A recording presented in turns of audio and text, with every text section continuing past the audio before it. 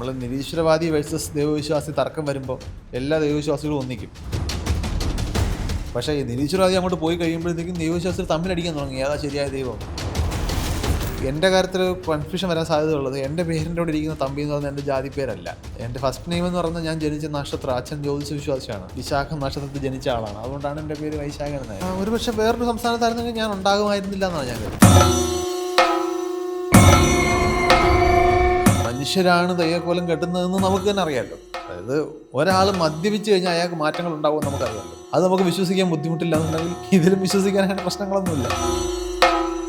ആൾ വേറെ രീതിയിൽ പെരുമാറാം, ആൾ ആ സമയത്ത് വളരെ എക്സെൻട്രിക് ആയിട്ട് പെരുമാറുന്നവരുണ്ടാവും പല രീതിയിൽ. പക്ഷേ അതിനെ കൾച്ചറലി വേറൊരാൾ എങ്ങനെ കാണും എന്നുള്ളതാണ്. പ്രയാസമുണ്ടത്രേ, പൂർണ്ണ സന്തോഷമായിട്ടില്ല.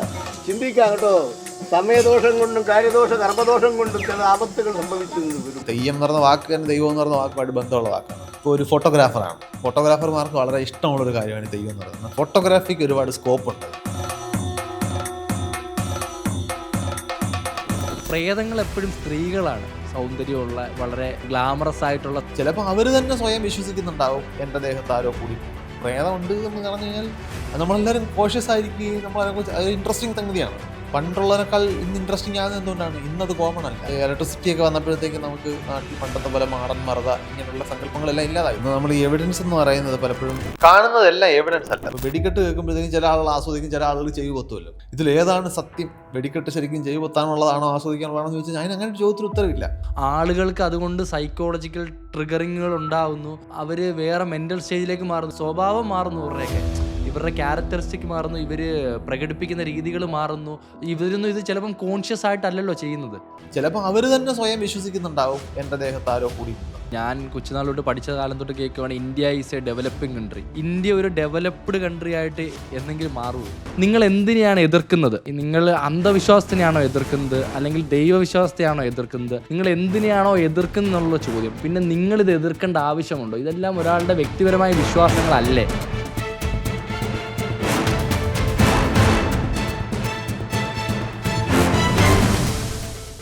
ചേട്ടനായിട്ടുള്ള ഇൻ്റർവ്യൂ സമയത്ത് നമ്മൾ ക്വസ്റ്റ്യൻസ് പ്രിപ്പയർ ചെയ്യുമല്ലോ. അപ്പോൾ നമ്മൾ ഇങ്ങനെ ഓരോ ക്വസ്റ്റ്യൻസ് പ്രിപ്പയർ ചെയ്യുമ്പോൾ നമ്മുടെ ടീമിനുള്ളിൽ തന്നെ വിശ്വാസികളുണ്ട്, അവിശ്വാസികളുമുണ്ട്. അപ്പം ഇതിൻ്റെ ഇടയ്ക്കൊരു തർക്കം നടന്നത്, എടാ നീ ഇതൊക്കെ എന്തൊക്കെ പറഞ്ഞാലും ഇതൊക്കെ നീ വിശ്വസിക്കാതിരിക്കുന്നുണ്ടോ? നീ എൻ്റെ കൂടെ വാ, നിനക്ക് ഞാൻ കാണിച്ചു തരാം. അല്ലെങ്കിൽ നിനക്ക് തോന്നുന്നുണ്ടോ കൂടുപാത്രം ഇല്ല എന്നുള്ളത്, അല്ലെങ്കിൽ സ്പിരിച്വാലിറ്റി ഇല്ല എന്നുള്ളത്, ഇതിനൊക്കെ ശക്തമായ തെളിവുകളുണ്ട്. അപ്പോൾ നമ്മളും അതിനെപ്പറ്റി പഠിച്ചു, അതിൻ്റെ റിസർച്ചുകൾ ചെയ്ത്, അപ്പം ശരിക്കും സയൻറ്റിഫിക് ഡേറ്റ വെച്ച് ഡോക്യുമെൻ്റ് ചെയ്യുന്ന പല സ്പിരിച്വാലിറ്റികളും ഉണ്ട്. ഇപ്പോൾ യൂട്യൂബിൽ അടിച്ചു നോക്കിയാൽ ഉണ്ട്. അപ്പം ഇത് അല്ലെങ്കിൽ എനിക്ക് അങ്ങനെ ഒരു അനുഭവം ഉണ്ടായിട്ടുണ്ട്, എൻ്റെ അറിവിലുള്ള ഒരാൾക്ക് അനുഭവം ഉണ്ടായിട്ടുണ്ട്, അല്ലെങ്കിൽ നീ എൻ്റെ കൂടെ വാ, നിനക്ക് ഞാൻ അങ്ങനെ കാണിച്ചു തരാം, അല്ലെങ്കിൽ നിനക്ക് തോന്നുന്നുണ്ടോ ഇതൊന്നും ഇല്ല എന്നുള്ള സ്റ്റേറ്റ്മെൻറ്റുകൾ, അതും അത്ര കോൺഫിഡൻറ്റോടെ പറയുന്ന സ്റ്റേറ്റ്മെൻറ്റുകൾ. അപ്പം ഇതിൻ്റെയൊക്കെ കാരണം എന്താണ്? അപ്പം ഇതിലൊക്കെ എവിടേക്കോ ഒരു ശരികളുണ്ട് എന്ന് തോന്നുന്നുണ്ടോ? ഇല്ല, അതിൽ നമ്മൾ ഈ എവിഡൻസ് എന്ന് പറയുന്നത് പലപ്പോഴും കാണുന്നതെല്ലാം എവിഡൻസ് അല്ല. നമ്മൾ സയൻറ്റിഫിക് എവിഡൻസ് സയൻസിനെ കുറിച്ച് സംസാരിക്കുമ്പോൾ ആൾക്കാർ എവിഡൻസ് ആണെന്ന് പറയുമ്പോൾ കുറേ പേരെങ്കിലും ആ എവിഡൻസ് എന്ന് പറഞ്ഞ വാക്കിന് തെറ്റിദ്ധരിച്ചിട്ടുണ്ട്. അപ്പം നിങ്ങൾ കിഴക്ക് വശത്തേക്ക് ഒരു ക്യാമറ വെളുപ്പാങ്കാലത്ത് തുറന്നു വെച്ചാൽ സൂര്യൻ ഉദിച്ചു വരുന്നത് നിങ്ങൾക്ക് ഷൂട്ട് ചെയ്യാൻ പറ്റും. നിങ്ങൾക്കത് സൂര്യനാണ് ഉദിച്ച് പൊങ്ങുന്നതെന്നുള്ളതിൻ്റെ തെളിവായിട്ട് അവതരിപ്പിക്കാൻ പറ്റില്ല. ഭൂമിയാണ് കറങ്ങുന്നതെന്ന് പറയുന്നത് തെറ്റാണെന്നും സൂര്യൻ ഉദിക്കുകയാണെന്ന് തെളിയിക്കാൻ നിങ്ങൾക്ക് അത് പറ്റുമോ? പക്ഷേ നിങ്ങൾക്ക് ആ വീഡിയോ നോക്കിയാൽ നേരിട്ട് കാണാമല്ലോ സൂര്യൻ അപ്പം സൂര്യൻ കിഴക്ക് നിന്ന് പൊങ്ങി വരുന്നത് സൂര്യനാണ് പോകുന്നത് എന്നുള്ളതിൻ്റെ തെളിവല്ല. പക്ഷേ സൂര്യൻ കിഴക്കുന്ന് ഉദിച്ച് വരുന്നത് നമുക്ക് കാണാൻ പറ്റും. അപ്പോൾ എന്താണ് എവിഡൻസ് എന്നുള്ളത് കൃത്യമായിട്ട് നമ്മൾ മനസ്സിലാക്കാം. ആ എവിഡൻസ് എന്ന് പറഞ്ഞാൽ എല്ലാവർക്കും ഒരുപോലെ ബോധ്യപ്പെടുന്നതിനും അതിന് കൃത്യമായിട്ടൊരു എക്സ്പ്ലനേഷൻ ഉണ്ടാവണം. ഇപ്പോൾ സിഗരറ്റ് വലിച്ചിട്ട് ഒരു 95 വയസ്സ് വരെ ജീവിച്ച ഒരാളുണ്ട് വിചാരിച്ചോളൂ. സിഗരറ്റ് വലിക്കാതെ 35-ാമത്തെ വയസ്സിലോ 40-ാമത്തെ വയസ്സിൽ ഒരാൾക്ക് ലങ് ക്യാൻസർ വന്നു എന്ന് വിചാരിച്ചോളൂ. ഈ 2 പേരെയും കണ്ടിട്ട് ഞാൻ തീരുമാനിക്കുകയാണ്, അപ്പോൾ സിഗരറ്റ് വലിക്കുന്നതുകൊണ്ട് ശ്വാസകോശ രോഗം ഉണ്ടാകുമെന്ന് പറഞ്ഞാൽ തെറ്റാണ്. ശരിക്കും ഇതിന് ഇങ്ങനൊരു അസംഷനിലേക്ക് അല്ലെങ്കിൽ നിഗമനത്തിലേക്ക് ഞാൻ എത്തിയാൽ എൻ്റെ കയ്യിൽ തെളിവുണ്ടല്ലോ, ഞാൻ 2 തെളിവ് കൊണ്ടുവന്നില്ലേ? ഇതല്ല തെളിവ്. നിങ്ങൾ അതിനെ സ്റ്റാറ്റിസ്റ്റിക്കലി കാണേണ്ടി വരും. പുകവലിക്കുന്ന ആളുകളുടെ ഒരു വലിയ സമൂഹത്തിൽ എത്ര ശ്വാസകോശ ക്യാൻസറുകളുണ്ട്, പുകവലിക്കാത്ത ആളുകളുടെ ഇടയിൽ എത്ര ശ്വാസകോശ ക്യാൻസറുണ്ട്, പുകവലി മരിക്കുന്ന ആളുകൾക്കിടയിൽ ശ്വാസകോശ ക്യാൻസർ ഒന്നും ഇല്ലാതെ ദീർഘകാലം ജീവിക്കുന്ന എത്ര പേരുണ്ട്. ഇങ്ങനെയുള്ള പല സമൂഹങ്ങളെയും ഒരുമിച്ച് പല കൂട്ടങ്ങളെയും കെയർഫുള്ളായിട്ട് നിരീക്ഷിച്ചിട്ട് കിട്ടുന്നതിനെയാണ് നമ്മൾ തെളിവെന്ന് വിളിക്കുന്നത്. നമ്മളുടെ ഇന്ദ്രിയങ്ങൾ റെക്കോർഡ് ചെയ്യുന്നതെല്ലാം തെളിവല്ല. നമ്മൾ ഇന്ദ്രിയങ്ങൾ റെക്കോർഡ് ചെയ്യുന്ന ഒരു ഇൻഫർമേഷൻ മാത്രമേ ആകുന്നുള്ളൂ. നിങ്ങൾ ആ ഇൻഫർമേഷൻ നിന്ന് അതിനെ ഒരു ഡേറ്റ മാത്രമേ ആകുന്നുള്ളൂ. ആ ഡേറ്റയിൽ നിന്ന് നിങ്ങൾ ഇൻഫർമേഷൻ എടുക്കണം. അത് കമ്പയർ ചെയ്ത് അങ്ങോട്ടും ഇങ്ങോട്ടും കമ്പയർ ചെയ്ത് ആ ഇൻഫർമേഷനിലേക്ക് വരുമ്പോൾ മാത്രമേ അതിനെ തെളിവെന്ന് വിളിച്ച് തുടങ്ങാനെങ്കിലും പറ്റൂ. അപ്പോൾ കാണുന്നതെല്ലാം തെളിവല്ല. പിന്നെ നമുക്ക് നേരത്തെ പറഞ്ഞ കൺഫർമേഷൻ ബയാസ് തന്നെയാണ്.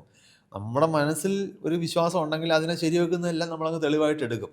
അത് നമുക്ക് കംഫർട്ടിങ് ആയതുകൊണ്ടാണ്. പക്ഷെ നമുക്ക് എപ്പോഴും ഇപ്പോൾ ഒരു കൗണ്ടറിൽ അൺകംഫർട്ടബിൾ ട്രൂത്തും വേറൊരു കൗണ്ടറിൽ കംഫർട്ടബിൾ ലൈസുമാണ് വിൽക്കുന്നതെങ്കിൽ നമ്മൾ കംഫർട്ടബിൾ ലൈസിൻ്റെ കൗണ്ടറിലായിരിക്കും തിരക്ക് കൂടുതൽ. എല്ലാവർക്കും ആൾ കംഫർട്ടാണ് വേണ്ടത്.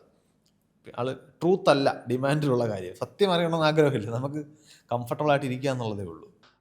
ഇത് സംസാരിച്ചുകൊണ്ടിരുന്നപ്പോൾ തന്നെ നമ്മുടെ കൂടെയുള്ള ടീമിലുള്ള ആൾ തന്നെ ഇതിൻ്റെ ഇടയ്ക്കൂടെ നമ്മളോട് കമ്മ്യൂണിക്കേറ്റ് ചെയ്യുന്നതാണ്. അങ്ങനെ ആണെങ്കിൽ പുള്ളിയോട് ചോദിക്കുക, പോസിറ്റീവ് ഓറ ഉണ്ടോ നെഗറ്റീവ് ഓറ ഉണ്ടോ എന്ന്. പോസിറ്റീവ് ഓറ നെഗറ്റീവ് ഓറ എന്ന് പറയുന്നതൊക്കെ സങ്കല്പ സംഗതികൾ മാത്രമാണ്. ഓറ എന്ന് പറഞ്ഞൊരു സങ്കതിക്കൊന്നും സയൻറ്റിഫിക് ആയിട്ടുള്ള എവിഡൻസസ് ഒന്നുമില്ല. നിങ്ങൾക്ക് ആളുകളെ പോസിറ്റീവായിട്ട് നെഗറ്റീവായിട്ടൊക്കെ ആളുകളെ കുറിച്ച് പറയാൻ പറ്റുന്നതല്ല അവരുടെ ബിഹേവിയറിൻ്റെ അടിസ്ഥാനത്തിൽ നമുക്ക് തോന്നുന്നത്. നമുക്ക് കിട്ടുന്ന സൈക്കോളജിക്കൽ ഫീലിംഗ് ആണ്. അതിപ്പോൾ എല്ലാവർക്കും ഒരുപോലെ. ചില ആളുകൾ വിനയം കാണിക്കുമ്പോൾ വേറൊരാൾക്ക് ഇഷ്ടപ്പെടും. പക്ഷെ വേറെ കുറച്ച് പേർക്ക് അത് ക്രിഞ്ചായിട്ട് ഫീൽ ചെയ്യും അല്ലേ. അപ്പോൾ ഒരാളുടെ പെരുമാറ്റത്തെ നമുക്ക് വേറൊരാൾ എങ്ങനെ കാണും എന്നുള്ളത് പോലും ഓരോരുത്തർക്കും ഓരോ രീതിയിലായിരിക്കും. അതൊന്നും അടിസ്ഥാന സത്യങ്ങളല്ല. അതൊക്കെ നമ്മുടെ പെർസെപ്ഷൻസ്, നമുക്കുണ്ടാക്കുന്ന നമ്മുടെ ഇന്ദ്രിയങ്ങളിലൂടെ സെൻസസിലൂടെ നമുക്ക് കിട്ടുന്ന ഇൻഫർമേഷനെ നമുക്ക് എന്ത് തരത്തിൽ നമുക്ക് ഫീൽ ചെയ്യുന്നു എന്നുള്ളത് ഓരോരുത്തർക്കും ഓരോ രീതിയിലാണ്. അപ്പോൾ അതിൽ സത്യം അന്വേഷിച്ചിട്ട് കാര്യമില്ല. ഇപ്പോൾ വെടിക്കെട്ട് കേൾക്കുമ്പോഴത്തേക്കും ചില ആളുകൾ ആസ്വദിക്കും, ചില ആളുകൾ ചെവി പൊത്തുമല്ലോ. അപ്പം ഇതിലേതാണ് സത്യം? വെടിക്കെട്ട് ശരിക്കും ചെവി പൊത്താനുള്ളതാണോ ആസ്വദിക്കാനുള്ളതാണോ എന്ന് ചോദിച്ചാൽ അതിന് അങ്ങനെ ഒരു ചോദ്യത്തിന് ഉത്തരവില്ല. അത് ഓരോരുത്തർക്കും ഓരോ രീതിയിലാണ് അനുഭവപ്പെടുക. അപ്പോൾ ഓറയും അത് തന്നെയാണ്. നിങ്ങൾ ആളുകളുടെ മുകളിൽ ഓറ ആരോപിച്ചിട്ട് കാര്യമില്ല. പക്ഷേ ഈ പറഞ്ഞ പോലെ നമ്മൾക്ക് കുറേ ഡോക്യുമെൻറ്റുകൾ, ഞാൻ നേരത്തെ ചേട്ടൻ പറഞ്ഞ പോലെ സൂര്യൻ ഉദിച്ചു വരുന്നത് നമ്മൾ വിഷ്വലി ഷൂട്ട് ചെയ്യുമെന്ന് പറഞ്ഞാലും ആളുകൾക്ക് അതുകൊണ്ട് സൈക്കോളജിക്കൽ ട്രിഗറിങ്ങുകൾ ഉണ്ടാവുന്നു. അവർ വേറെ മെൻ്റൽ സ്റ്റേജിലേക്ക് മാറുന്നു. ഇപ്പം പ്രേതാനുഭവങ്ങൾ ഉണ്ടായെന്ന് പറഞ്ഞ് നമ്മൾ ഒരു ഗോസ്റ്റിൻ്റെ വീഡിയോ എന്ന് പറഞ്ഞ് യൂട്യൂബിൽ അടിച്ചു കൊടുത്താൽ റിയൽ ഫൂട്ടേജുകളായിട്ട് പലതും വരും. അപ്പോൾ ഈ ആളുകൾ എങ്ങനെ സ്വഭാവം മാറുന്നു, ഇവരുടെ ക്യാരക്ടറിസ്റ്റിക് മാറുന്നു, ഇവർ പ്രകടിപ്പിക്കുന്ന രീതികൾ മാറുന്നു. ഇവരൊന്നും ഇത് ചിലപ്പം കോൺഷ്യസ് ആയിട്ടല്ലല്ലോ ചെയ്യുന്നത്. ആരാണ് പ്രേതാനുഭവങ്ങൾ ഉണ്ടാകുന്നതിനെ കുറിച്ചാണോ? ഈ പ്രേതാനുഭവങ്ങൾ ഉണ്ടാകുന്നത് ഇപ്പം നമ്മൾ ഗോസ്റ്റ് വീഡിയോ എന്ന് പറഞ്ഞ് യൂട്യൂബിൽ അടിച്ചു കൊടുത്തു കഴിഞ്ഞാൽ അതിൻ്റെ റിയൽ ഡോക്യുമെൻ്റ് വീഡിയോ എന്ന് പറഞ്ഞ് വരുന്ന ചില ആളുകളുടെ ആ ഒരു ക്യാരക്ടറിസ്റ്റിക് അവർ ആക്ട് ചെയ്യുന്നതായിട്ട് നമുക്ക് ഒരിക്കലും തോന്നിയിട്ടില്ല. അല്ലല്ല, ആളുകൾ നമ്മൾ ആക്ട് ചെയ്യാന്ന് പറയുന്നത് സ്വയം തെറ്റിദ്ധരിപ്പിക്കാൻ വേണ്ടിയുള്ളത്. നല്ല ഉദ്ദേശത്തിലോ മോശം ഉദ്ദേശത്തിലോ ആവാം. ഞാൻ വേറൊരാളായിട്ട് ആക്ട് ചെയ്യുന്നു. പക്ഷെ എല്ലാവരും വേറൊരാളായിട്ട് പെരുമാറുന്നത് മനഃപൂർവ്വം ഉദ്ദേശിച്ചിട്ട് തന്നെ ആവണമെന്നില്ല. വേറെ ആളെന്ന് വെച്ചാൽ അയാൾ പൊതുവേ പെരുമാറുന്നത് പോലെ അല്ലാത്ത രീതിയിൽ. ഇപ്പോൾ ഒരാൾ മദ്യപിച്ചിട്ട് പെരുമാറുന്നത് അയാൾ മദ്യപിക്കാത്തപ്പോൾ പെരുമാറാൻ ആഗ്രഹിക്കുന്ന പോലെ അല്ലല്ലോ അയാൾ മദ്യപിച്ചിട്ട് പെരുമാറുന്നത്. കോൺഷ്യസ് അല്ല, നിങ്ങളെ തെറ്റിദ്ധരിപ്പിക്കാൻ വേണ്ടി ചെയ്യുന്നതുമല്ല. അയാൾ കരുതുന്നത് ഇതൊക്കെയാണ് ശരിയെന്നാണ്. അയാൾ ചിലപ്പോൾ ഒരേ കാര്യം തന്നെ റിപ്പീറ്റ് ചെയ്ത് പറഞ്ഞുകൊണ്ടിരിക്കും. അങ്ങനെയൊക്കെ ചെയ്യുന്ന ആളുകളാണ്. അത് മനഃപൂർവ്വം ചെയ്യുന്നതല്ല. അപ്പോൾ പല ആളുകളും ആത്മാർത്ഥമായിട്ട് വിചാരിക്കുന്നുണ്ട് ഞാൻ പ്രേതത്തെയാണ് കാണുന്നത്, അല്ലെങ്കിൽ ഞാൻ എൻ്റെ ശരീരത്തിൽ എന്തോ ഒരു ബാധ കയറിയിട്ടുണ്ടെന്ന് വിചാരിക്കുന്നുണ്ടാവും. അപ്പോൾ അവരുടെ ചിന്താഗതി ശരിയാണ്. ആകാതിരിക്കുക അത് നമുക്കറിയില്ല. കാരണം മനുഷ്യൻ്റെ ബ്രെയിനകത്ത് കയറി നമുക്ക് ആലോചിക്കാൻ പറ്റില്ലല്ലോ. ചിലപ്പോൾ അവർ മനഃപൂർവ്വം നമ്മളെ പറ്റിക്കുന്നതായിരിക്കും. ചിലപ്പോൾ അവർ തന്നെ സ്വയം വിശ്വസിക്കുന്നുണ്ടാവും എൻ്റെ ദേഹത്ത് ആരോ കൂടിയിട്ടുണ്ടെന്ന്. ബ്രെയിനിന് അങ്ങനെ എന്ത് സംഭവിക്കാം. അപ്പോൾ നിങ്ങളൊരു അണ്ടർ ഇൻഫ്ലുവൻസ് ആണെങ്കിൽ നിങ്ങൾ എന്തെങ്കിലും ഒരു ഇപ്പോൾ ഇടയ്ക്കൊരു തമാശ വീഡിയോ ഞാൻ കണ്ടു. ഒരു കഞ്ചാവ് എന്തോ ഒരു ഡ്രഗ് കൂട്ടിയിട്ട് കത്തിക്കുന്നതിൻ്റെ അടുത്ത് നിന്ന് ഒരാൾ റിപ്പോർട്ട് ചെയ്യുന്നൊരു റിപ്പോർട്ടിങ്ങിനിടയിൽ വേറൊരു രീതി പെരുമാറും. കാരണം അയാൾ ഈ പുക ശ്വസിക്കുകയാണ്. ഹോട്ട് ബോക്സ് അയാൾ അതാണ് റിപ്പോർട്ട് ചെയ്യുന്നത്. വലിയ മാസീവായിട്ട് കഞ്ചാവ് ആണെന്ന് എൻ്റെ ഓർമ്മ. അങ്ങനെ എന്തോ ഒരു സംഗതി പിടിച്ചെടുത്തിട്ട് കൂട്ടിയിട്ട് വലിയ അളവിൽ കത്തിച്ച് കളയാണ്. ഇയാൾ അതിൻ്റെ അടുത്ത് നിന്ന് റിപ്പോർട്ട് ചെയ്യാണ് ഇങ്ങനെ സംഭവം നടക്കുന്നത്. പക്ഷേ പുള്ളി അത് ശ്വസിക്കുമ്പോഴത്തേക്കും പുള്ളി മാറുകയാണ്. പുള്ളി വിചാരിക്കുന്നവരല്ല, കാരണം പുള്ളിയെ under the influence of something else ആണ്. അപ്പോൾ അങ്ങനെ ആകാം. അപ്പോൾ ചില ആളുകൾ ആത്മാർത്ഥമായിട്ട്, പിന്നെ ചെറിയ നമുക്കുണ്ടാകുന്ന ഹാലൂസിനേഷൻസ് ഡെലൂഷൻസ് എല്ലാം പോസിബിളാണ്. ഞാൻ പറഞ്ഞല്ലോ, നമ്മളൊരു പെർഫെക്റ്റ് മെഷീൻ അല്ല. നമ്മൾ ബേസിക്കലി ഈ ഭൂമി സർവൈവ് ചെയ്യാൻ വേണ്ടി നമ്മളെ സഹായിക്കുന്ന ഒരു മെഷീൻ മാത്രമാണ് ബ്രെയിൻ എന്ന് പറയുന്നത്. അതിന് പാകപ്പിഴകൾ സംഭവിക്കാം. ഒരുപാട് തരത്തിലുള്ള പ്രശ്നങ്ങൾ അതിനകത്ത് വരാം. അപ്പോൾ പ്രേതം ഉണ്ട് തെളിയിക്കുന്നതിനേക്കാൾ എളുപ്പം പ്രേതാനുഭവങ്ങൾ വിശദീകരിക്കുന്നതാണ്. പക്ഷെ ഇത് പെട്ടെന്ന് പടരും കേട്ടോ ഈ വാർത്തകൾ. അല്ല ഇതെപ്പോഴും വാർത്ത എന്ന് പറയുന്നതിന് എന്താണ് നിങ്ങൾക്ക് ഇൻസ്റ്റിങ്റ്റീവായിട്ട് അട്രാക്റ്റീവായിട്ട് തോന്നുന്ന കാര്യങ്ങളെല്ലാം നിങ്ങൾ പെട്ടെന്ന് ഷെയർ ചെയ്യും. ഇപ്പോൾ ഒരു പ്രേതമുണ്ട് എന്ന് പറഞ്ഞു കഴിഞ്ഞാൽ അത് നമ്മളെല്ലാവരും കോഷ്യസ് ആയിരിക്കുകയും നമ്മളതിനെക്കുറിച്ച് അതൊരു ഇൻട്രസ്റ്റിംഗ് സംഗതിയാണ്. പണ്ടുള്ളതിനേക്കാൾ ഇന്ന് ഇൻട്രസ്റ്റിംഗ് ആകുന്നത് എന്തുകൊണ്ടാണ്? ഇന്നത് കോമൺ അല്ല. ഇലക്ട്രിസിറ്റി ഒക്കെ വന്നപ്പോഴത്തേക്ക് നമുക്ക് നാട്ടിൽ പണ്ടത്തെ പോലെ മാടൻ മറത ഇങ്ങനെയുള്ള സങ്കല്പങ്ങളെല്ലാം ഇല്ലാതായിപ്പോയി. മറ്റത് ഇരുട്ടത്തൊക്കെ ഇങ്ങനെയുള്ള സംഗതികളെ കാണാനുള്ള സാധ്യത വളരെ കൂടുതലായിരുന്നു. നമ്മൾ ഒരുപാട് പേര് നാട്ടിൽ പ്രേതങ്ങളെ കണ്ടിട്ടുണ്ട് അന്ന്. എൻ്റെ കുട്ടിക്കാലത്ത് ഞാൻ കേട്ടിട്ടുണ്ട്. ഇപ്പം എൻ്റെ അമ്മൂമ്മയൊക്കെ എന്നോട് പറഞ്ഞിട്ടുണ്ട്, രാത്രിയിൽ ദേവിയെ കണ്ടവരുണ്ട്. ദേവി ഒരു അമ്പലത്തിൽ നിന്ന് വേറൊരു അമ്പലത്തിലേക്ക് പോകുമ്പോൾ രാത്രി ആ ദേവിയെ കാണാൻ പാടില്ലെന്ന്. അങ്ങനെ കണ്ട് പേടിച്ച ആൾക്കാരൊക്കെ ഉണ്ട്. അങ്ങനെ കഥകൾ പറഞ്ഞിട്ടുണ്ട്. അയ്യോ ഞാൻ കണ്ടിട്ടുണ്ട്, എൻ്റെ മുന്നിൽ ദേവി വന്നു എന്നൊക്കെ പറയുന്ന കഥകൾ, ഫാൻറ്റസി കഥകളൊക്കെ ഞാൻ കേട്ടിട്ടുണ്ട്. അല്ല അതൊന്നും അൺകോമൺ അല്ല. ഒരുപാട് ആളുകൾ ഇത്തരം കഥകൾ പറഞ്ഞിട്ടുണ്ട്. ഇറങ്ങി വന്നതും സംസാരിച്ചതും സുഖവിവരങ്ങൾ അന്വേഷിച്ചതും ഒക്കെ പറഞ്ഞിട്ടുണ്ട്. എൻ്റെ അടുത്ത് നേരിട്ട് പറഞ്ഞവരുണ്ട്. അതുപോലെ തന്നെ ഒരു കോൺട്രവേഴ്ഷ്യൽ ടോപ്പിക്കാണ് ഈ തെയ്യം എന്ന് പറയുന്നത്. ഈ തെയ്യത്തിൽ ആള് ഒരിക്കലും ഒരു നോർമലായിട്ടുള്ള ഒരു ക്യാരക്ടറിസ്റ്റിക്സ് അല്ല പുറത്തേക്ക് കാണിക്കുന്നത്. അപ്പം ഇത് വർഷങ്ങളായിട്ട് തുടർന്നുകൊണ്ടിരിക്കുകയാണ്. ഇപ്പം തെയ്യമെന്ന് പറയുന്നത് നമ്മുടെ ഒരു സാംസ്കാരിക എന്താ ഒരു ആചാരമായി മാറിയിട്ടുണ്ട് ഒരു സൈഡ് കൊണ്ട്.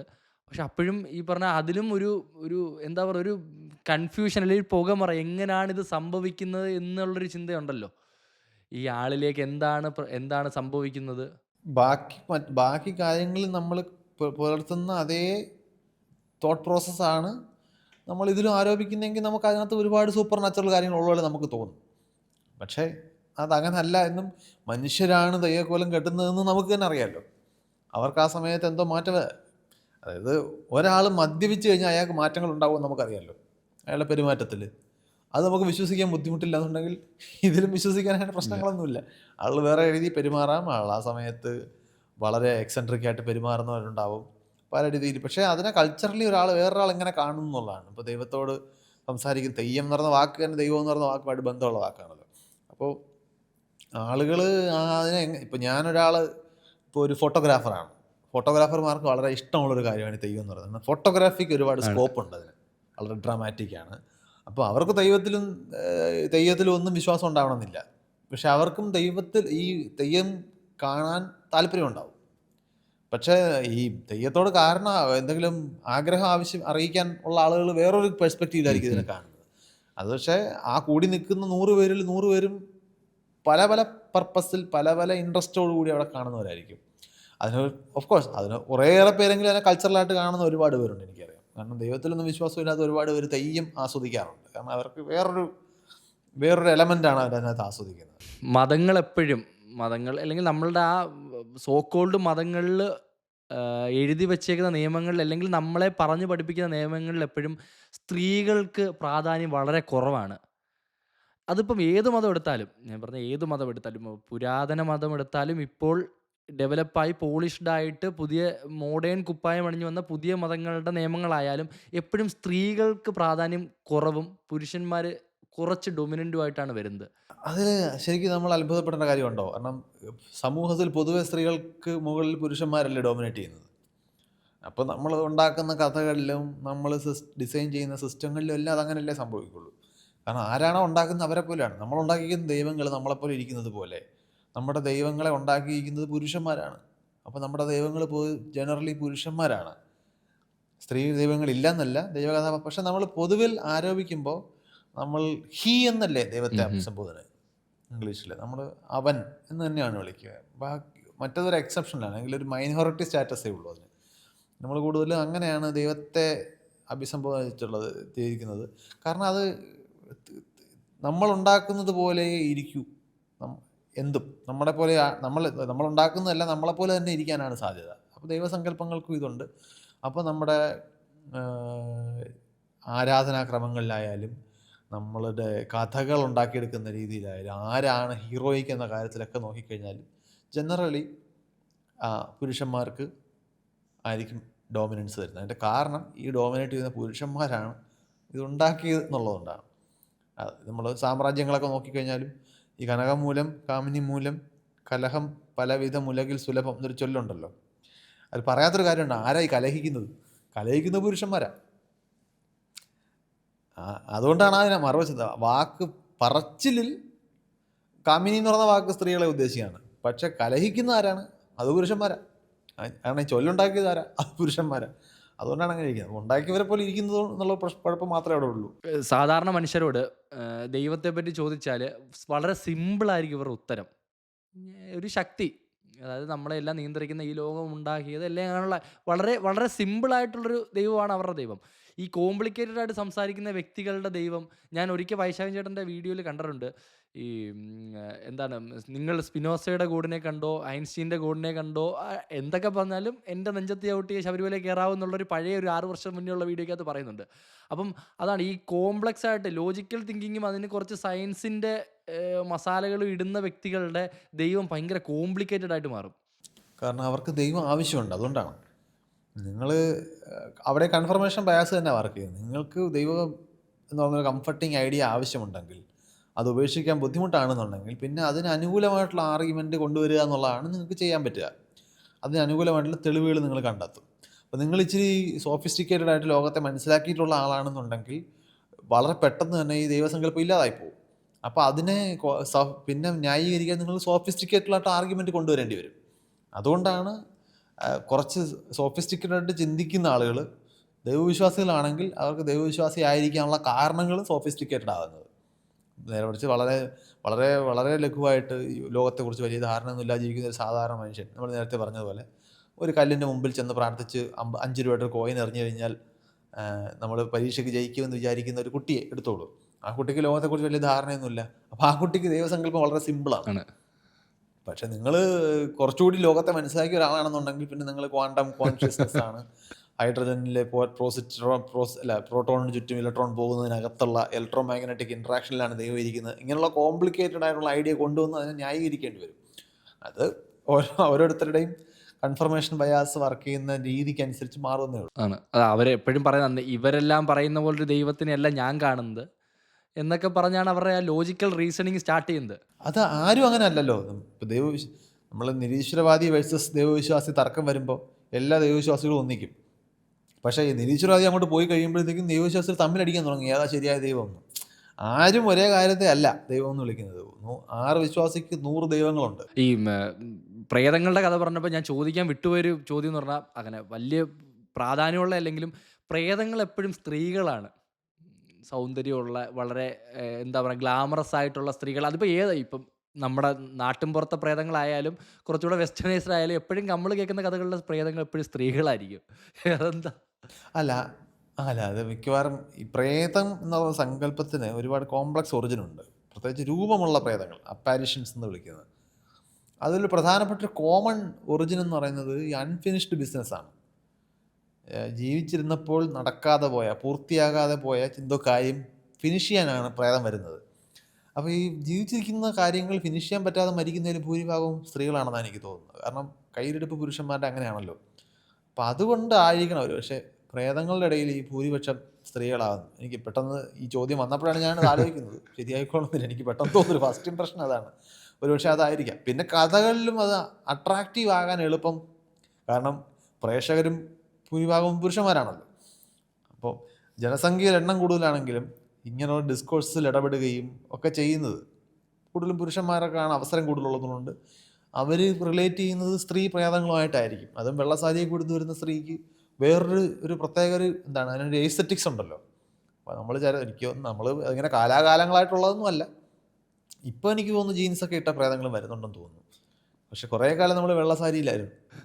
നമ്മളുടെ 2 ദിവസം മുന്നുള്ള ഇൻ്റർവ്യൂവിൽ നമ്മൾ എന്താണ് ഈ സെക്ഷൽ ഹെൽത്തിനെ പറ്റിയോ അങ്ങനെയൊക്കെയുള്ളൊരു പോഡ്കാസ്റ്റ് ഉണ്ടായിരുന്നു. അപ്പം ഞാൻ ഇൻഡെപ്തായിട്ട് പല കാര്യങ്ങളും ചോദിക്കാൻ ശ്രമിക്കുമ്പോൾ നമ്മളോട് വളരെ പേഴ്സണലായിട്ടുള്ള വ്യക്തിയാണ് വന്നത്. അപ്പം പുള്ളി പറഞ്ഞടാ, ഞാൻ പറയുന്നതിനെ അത്ര കേട്ടിരിക്കാൻ ആളുകൾക്ക് സുഖം കാണില്ല. എപ്പോഴും ഒരു പുരുഷൻ വന്ന് പുരുഷൻ്റെ കഥ കേൾക്കാൻ എപ്പോഴും ആളുകൾക്കൊരു വല്ലായ്മയും, അത് സ്ത്രീയാണെങ്കിൽ ഒന്ന് കേട്ടിരിക്കാൻ ആളുകൾ ഇഷ്ടപ്പെടുകയും ചെയ്യും എന്നുള്ളതാണ്. അത് കേട്ടിരിക്കുന്നത് പുരുഷന്മാരാ, അതാണ്. അപ്പോൾ നമ്മളിപ്പോൾ ഈ സ്ത്രീകൾക്ക് വേണ്ടി എന്ന് പറഞ്ഞിറങ്ങുന്ന കുറേ മാസികകൾ ഇപ്പോൾ അത്രത്തോളം പോപ്പുലർ അല്ലായിരുന്നു. വനിത, കന്യക, ഇതിനെല്ലാം വായനക്കാർ ഭൂരിഭാഗം പുരുഷന്മാരാ. ഇപ്പോൾ അതങ്ങനെ പ്രിന്റിൽ പഴയ സർക്കുലേഷൻ ഇല്ലാന്ന്. പണ്ടത്തെ ഒരു സ്റ്റാറ്റിസ്റ്റിക്സാണ് ഞാൻ പറയുന്നത്. ഇതൊക്കെ പ്രിന്റ്, മലയാള മനോരമ അങ്ങനത്തുള്ള ആഴ്ചപ്പതിപ്പുകളൊക്കെ ഒരുപാട് പോപ്പുലർ ആയിരുന്നൊരു കാലഘട്ടമുണ്ട് ഡിജിറ്റൽ മീഡിയ ഒക്കെ വരുന്നതിന് മുമ്പ്. അന്ന് സ്ത്രീകളുടെ, വനിതകളുടെ പ്രസിദ്ധീകരണങ്ങൾ ഭൂരിഭാഗം നല്ലൊരു പങ്ക് വായനക്കാർ പുരുഷന്മാരായിരുന്നു. കാരണം കൗതുകം കൂടുതൽ അവർക്കാണ്. ബേസിക് നമുക്ക് നമ്മൾ അങ്ങോട്ടും ഇങ്ങോട്ടും വിശദീകരിക്കേണ്ട കാര്യമില്ലല്ലോ. പുരുഷന്മാരുടെ സ്ത്രീകളുടെ സ്വഭാവം നമുക്ക് നേരിട്ട് കാണാമല്ലോ. ഈ മതങ്ങൾ ഈ പൊളിറ്റിക്സിലേക്ക് കടക്കുമ്പോൾ ഉള്ള അപകടം എന്തായിരിക്കും? അത് നമ്മൾ കാണുന്നത് തന്നെയാണ്. മതങ്ങൾ എന്ന് പറയുന്നത് വളരെ പഴക്കമുള്ള ആശയങ്ങളിൽ അടിസ്ഥാനപ്പെടുത്തിയാണ് നിൽക്കുന്നത്. പൊളിറ്റിക്സ് എന്ന് പറഞ്ഞാൽ നിലവിൽ വർത്തമാനകാലത്തിലെ സമൂഹം എങ്ങനെ നടത്തിക്കൊണ്ട് പോകണം എന്ന ബിസിനസ്സാണ് പൊളിറ്റിക്സ്. അതിൽ പഴയ ആശയങ്ങൾ കയറി വരുമ്പോഴത്തേക്കും പിന്നെ പൊരുത്തക്കേട് വന്നില്ലെങ്കിലല്ലേ അത്ഭുതമുള്ളൂ. സ്വാഭാവികമായിട്ടും അത് സമൂഹത്തെ ആ പഴയ കാലഘട്ടത്തിലോട്ട് കൊണ്ടുപോകും. ശരിക്കും മതങ്ങളില്ലാത്തൊരു രാഷ്ട്രീയം ഒരു ഡെവലപ്ഡ് കൺട്രി ആക്കി മാറ്റുമോ? മതങ്ങളില്ലാതായതുകൊണ്ട് മാത്രം ഒരു രാഷ്ട്രീയത്തിന് ഡെവലപ്ഡ് കൺട്രി ഉണ്ടാക്കാൻ പറ്റില്ല. രാഷ്ട്രീയം ഒബ്ജക്റ്റീവ് ആകണം. ഒരുപാട് ഫാക്ടേഴ്സ് അവിടെ ശരിയാവണം. എന്തുതരം മൂല്യങ്ങളാണ് അവിടെ ഉണ്ടാകുന്നത്, രാജ്യത്തിൻ്റെ ഭരണക്രമം എങ്ങനെയാണ്, ജനാധിപത്യമാണോ ഏകാധിപത്യമാണോ രാജഭരണമാണോ, ഇതിനൊക്കെ അനുസരിച്ചിട്ട് അത് മാറും. പിന്നെ രാജ്യങ്ങൾക്ക് അവൈലബിൾ ആയിട്ടുള്ള റിസോഴ്സസ്. അപ്പോൾ നിങ്ങൾക്ക് സ്വാഭാവികമായിട്ടും വിൽക്കാൻ പറ്റിയ കൊമോഡിറ്റീസോ റിസോഴ്സസോ ഒരുപാടുള്ള ഒരു രാജ്യത്തിന് അത് പെട്ടെന്ന് സാധിച്ചെടുക്കാൻ പറ്റും. ഞാൻ പറയുന്നത് ഫിസിക്കൽ ഇൻഫ്രാസ്ട്രക്ചർ ഡെവലപ്മെൻറ്റ് പെട്ടെന്ന് ഉണ്ടാക്കിയെടുക്കാൻ പറ്റും. മറിച്ച് അങ്ങനെ ഇല്ല എന്നുണ്ടെങ്കിൽ ചിലപ്പോൾ നിങ്ങൾ ഇൻ്റലക്ച്വലായിട്ട് അത് ഉണ്ടാക്കിയെടുക്കേണ്ടി വരും. ഇപ്പോൾ കേരളത്തിൻ്റെയൊക്കെ മോഡൽ നോക്കിയാൽ കേരളം നമ്മൾ ഹ്യൂമൻ റിസോഴ്സസ് ആണല്ലോ കൂടുതൽ ഉപയോഗിക്കുന്നത്. നമ്മൾ ഇൻ്റലക്ച്വൽ കപ്പാബിലിറ്റിയും കൂടുതൽ ക്വാളിറ്റിയുള്ള ഹ്യൂമൻ റിസോഴ്സിനെ ഉണ്ടാക്കിയത്. നമുക്ക് കേരളത്തിൽ പ്രകൃതി വിഭവങ്ങൾ വളരെ കുറവാണ്. നമുക്ക് ലാൻഡ് ഏരിയ കുറവാണ്. നമുക്ക് ഉള്ള ലാൻഡ് ഏരിയ തന്നെ താമസിക്കാൻ കൊള്ളാവുന്ന ഏരിയ വളരെ കുറച്ചേ ഉള്ളൂ. ബാക്കിയെല്ലാം ഒന്ന് മലമ്പ്രദേശങ്ങളോ അല്ലെങ്കിൽ ബീച്ചുകളോ ആണ്.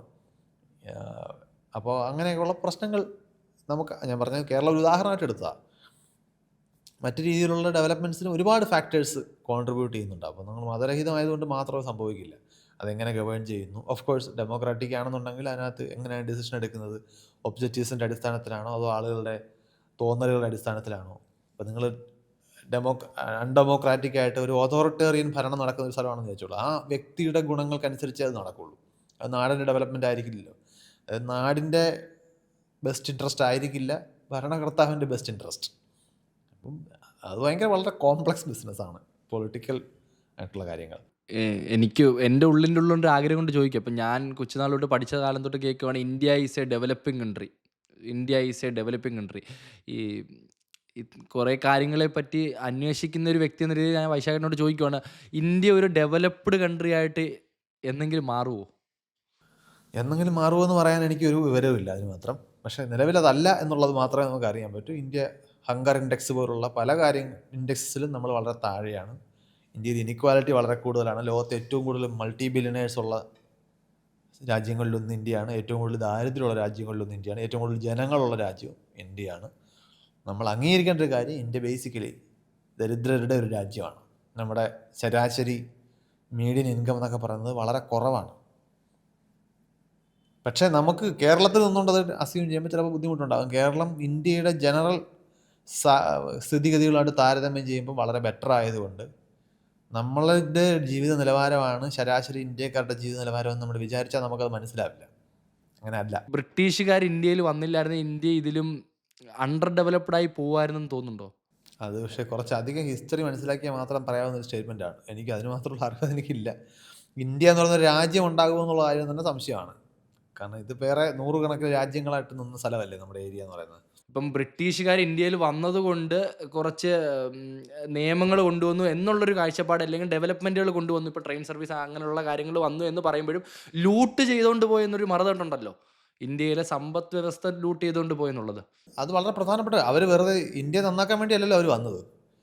നിങ്ങൾ ഇത്രയും കടൽ കടന്നും ഒരു സ്ഥലത്തു നിന്നൊരു കുറേ ആളുകൾ ഇവിടെ വരണം എന്നുണ്ടെങ്കിൽ ഇവിടുന്ന് തിരിച്ച് റിവാർഡ് വേണ്ടേ? അവരുടെ റിവാർഡ് എന്ന് പറയുന്നത് ഇത് തന്നെയാണ്, ഇവിടുത്തെ റിസോഴ്സസ് കൊണ്ടുപോകാന്നുള്ളതാണ് പർപ്പസ്. അല്ലാതെ ഇന്ത്യയിൽ ട്രെയിൻ കൊണ്ടുവന്നിട്ട് ബ്രിട്ടീഷുകാർക്ക് എന്താ ഗുണം? അവരുടെ ആവശ്യത്തിന് വേണ്ടി കൊണ്ടുവന്നുള്ളതേ ഉള്ളൂ. അവർ അവരുടെ അല്ല, ബ്രിട്ടീഷുകാർ ഒരിക്കലും ലോകം നന്നാക്കാൻ ഇറങ്ങിയാലല്ലോ, അവരുടെ കാര്യം നന്നാക്കാൻ കൊണ്ടുവന്നതല്ലേ.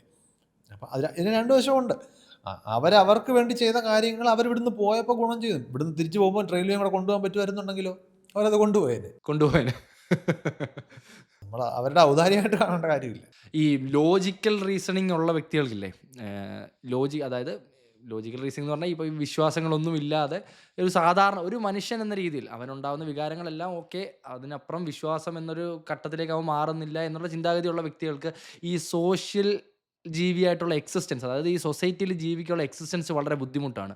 വളരെ എളുപ്പത്തിലുള്ളൊരു ഉദാഹരണം എന്ന് പറഞ്ഞാൽ, എൻ്റെ ഒരു കൂട്ടുകാരൻ വളരെ ഒരു വിശ്വാസവും ഇല്ലാത്ത ഒരു വ്യക്തിയാണ്. അവന് പ്രേമവിവാഹം താല്പര്യമുണ്ട്. ഈ പെൺകുട്ടിക്ക് ഓക്കെയാണ്. പക്ഷേ വീട്ടുകാർ യാതൊരു രീതിയിലും സമ്മതിക്കുന്നില്ല. അപ്പോൾ അവനുണ്ടാവുന്ന ഈ മെന്റൽ ട്രോമ അവന് ഒരു രീതിയിലും ഇത് മുന്നോട്ടേക്ക് പോകാൻ പറ്റത്തില്ല. ഇപ്പം എങ്ങനേലും വഴക്കായി അത് മുന്നോട്ട് പോയാലും മുന്നോട്ടുള്ള ജീവിതത്തിൽ ഇത് എപ്പോഴും ബുദ്ധിമുട്ടായിരിക്കും. അപ്പം ഈ ഒരു ട്രോമ അല്ലെങ്കിൽ ഈ മെന്റൽ സ്ട്രെസ്സ് ഇവൻ അനുഭവിക്കുക എന്നുള്ളത് വളരെ ബുദ്ധിമുട്ടാണ്. ഇത് ഓവർകം ചെയ്യാൻ എന്തോ വഴി?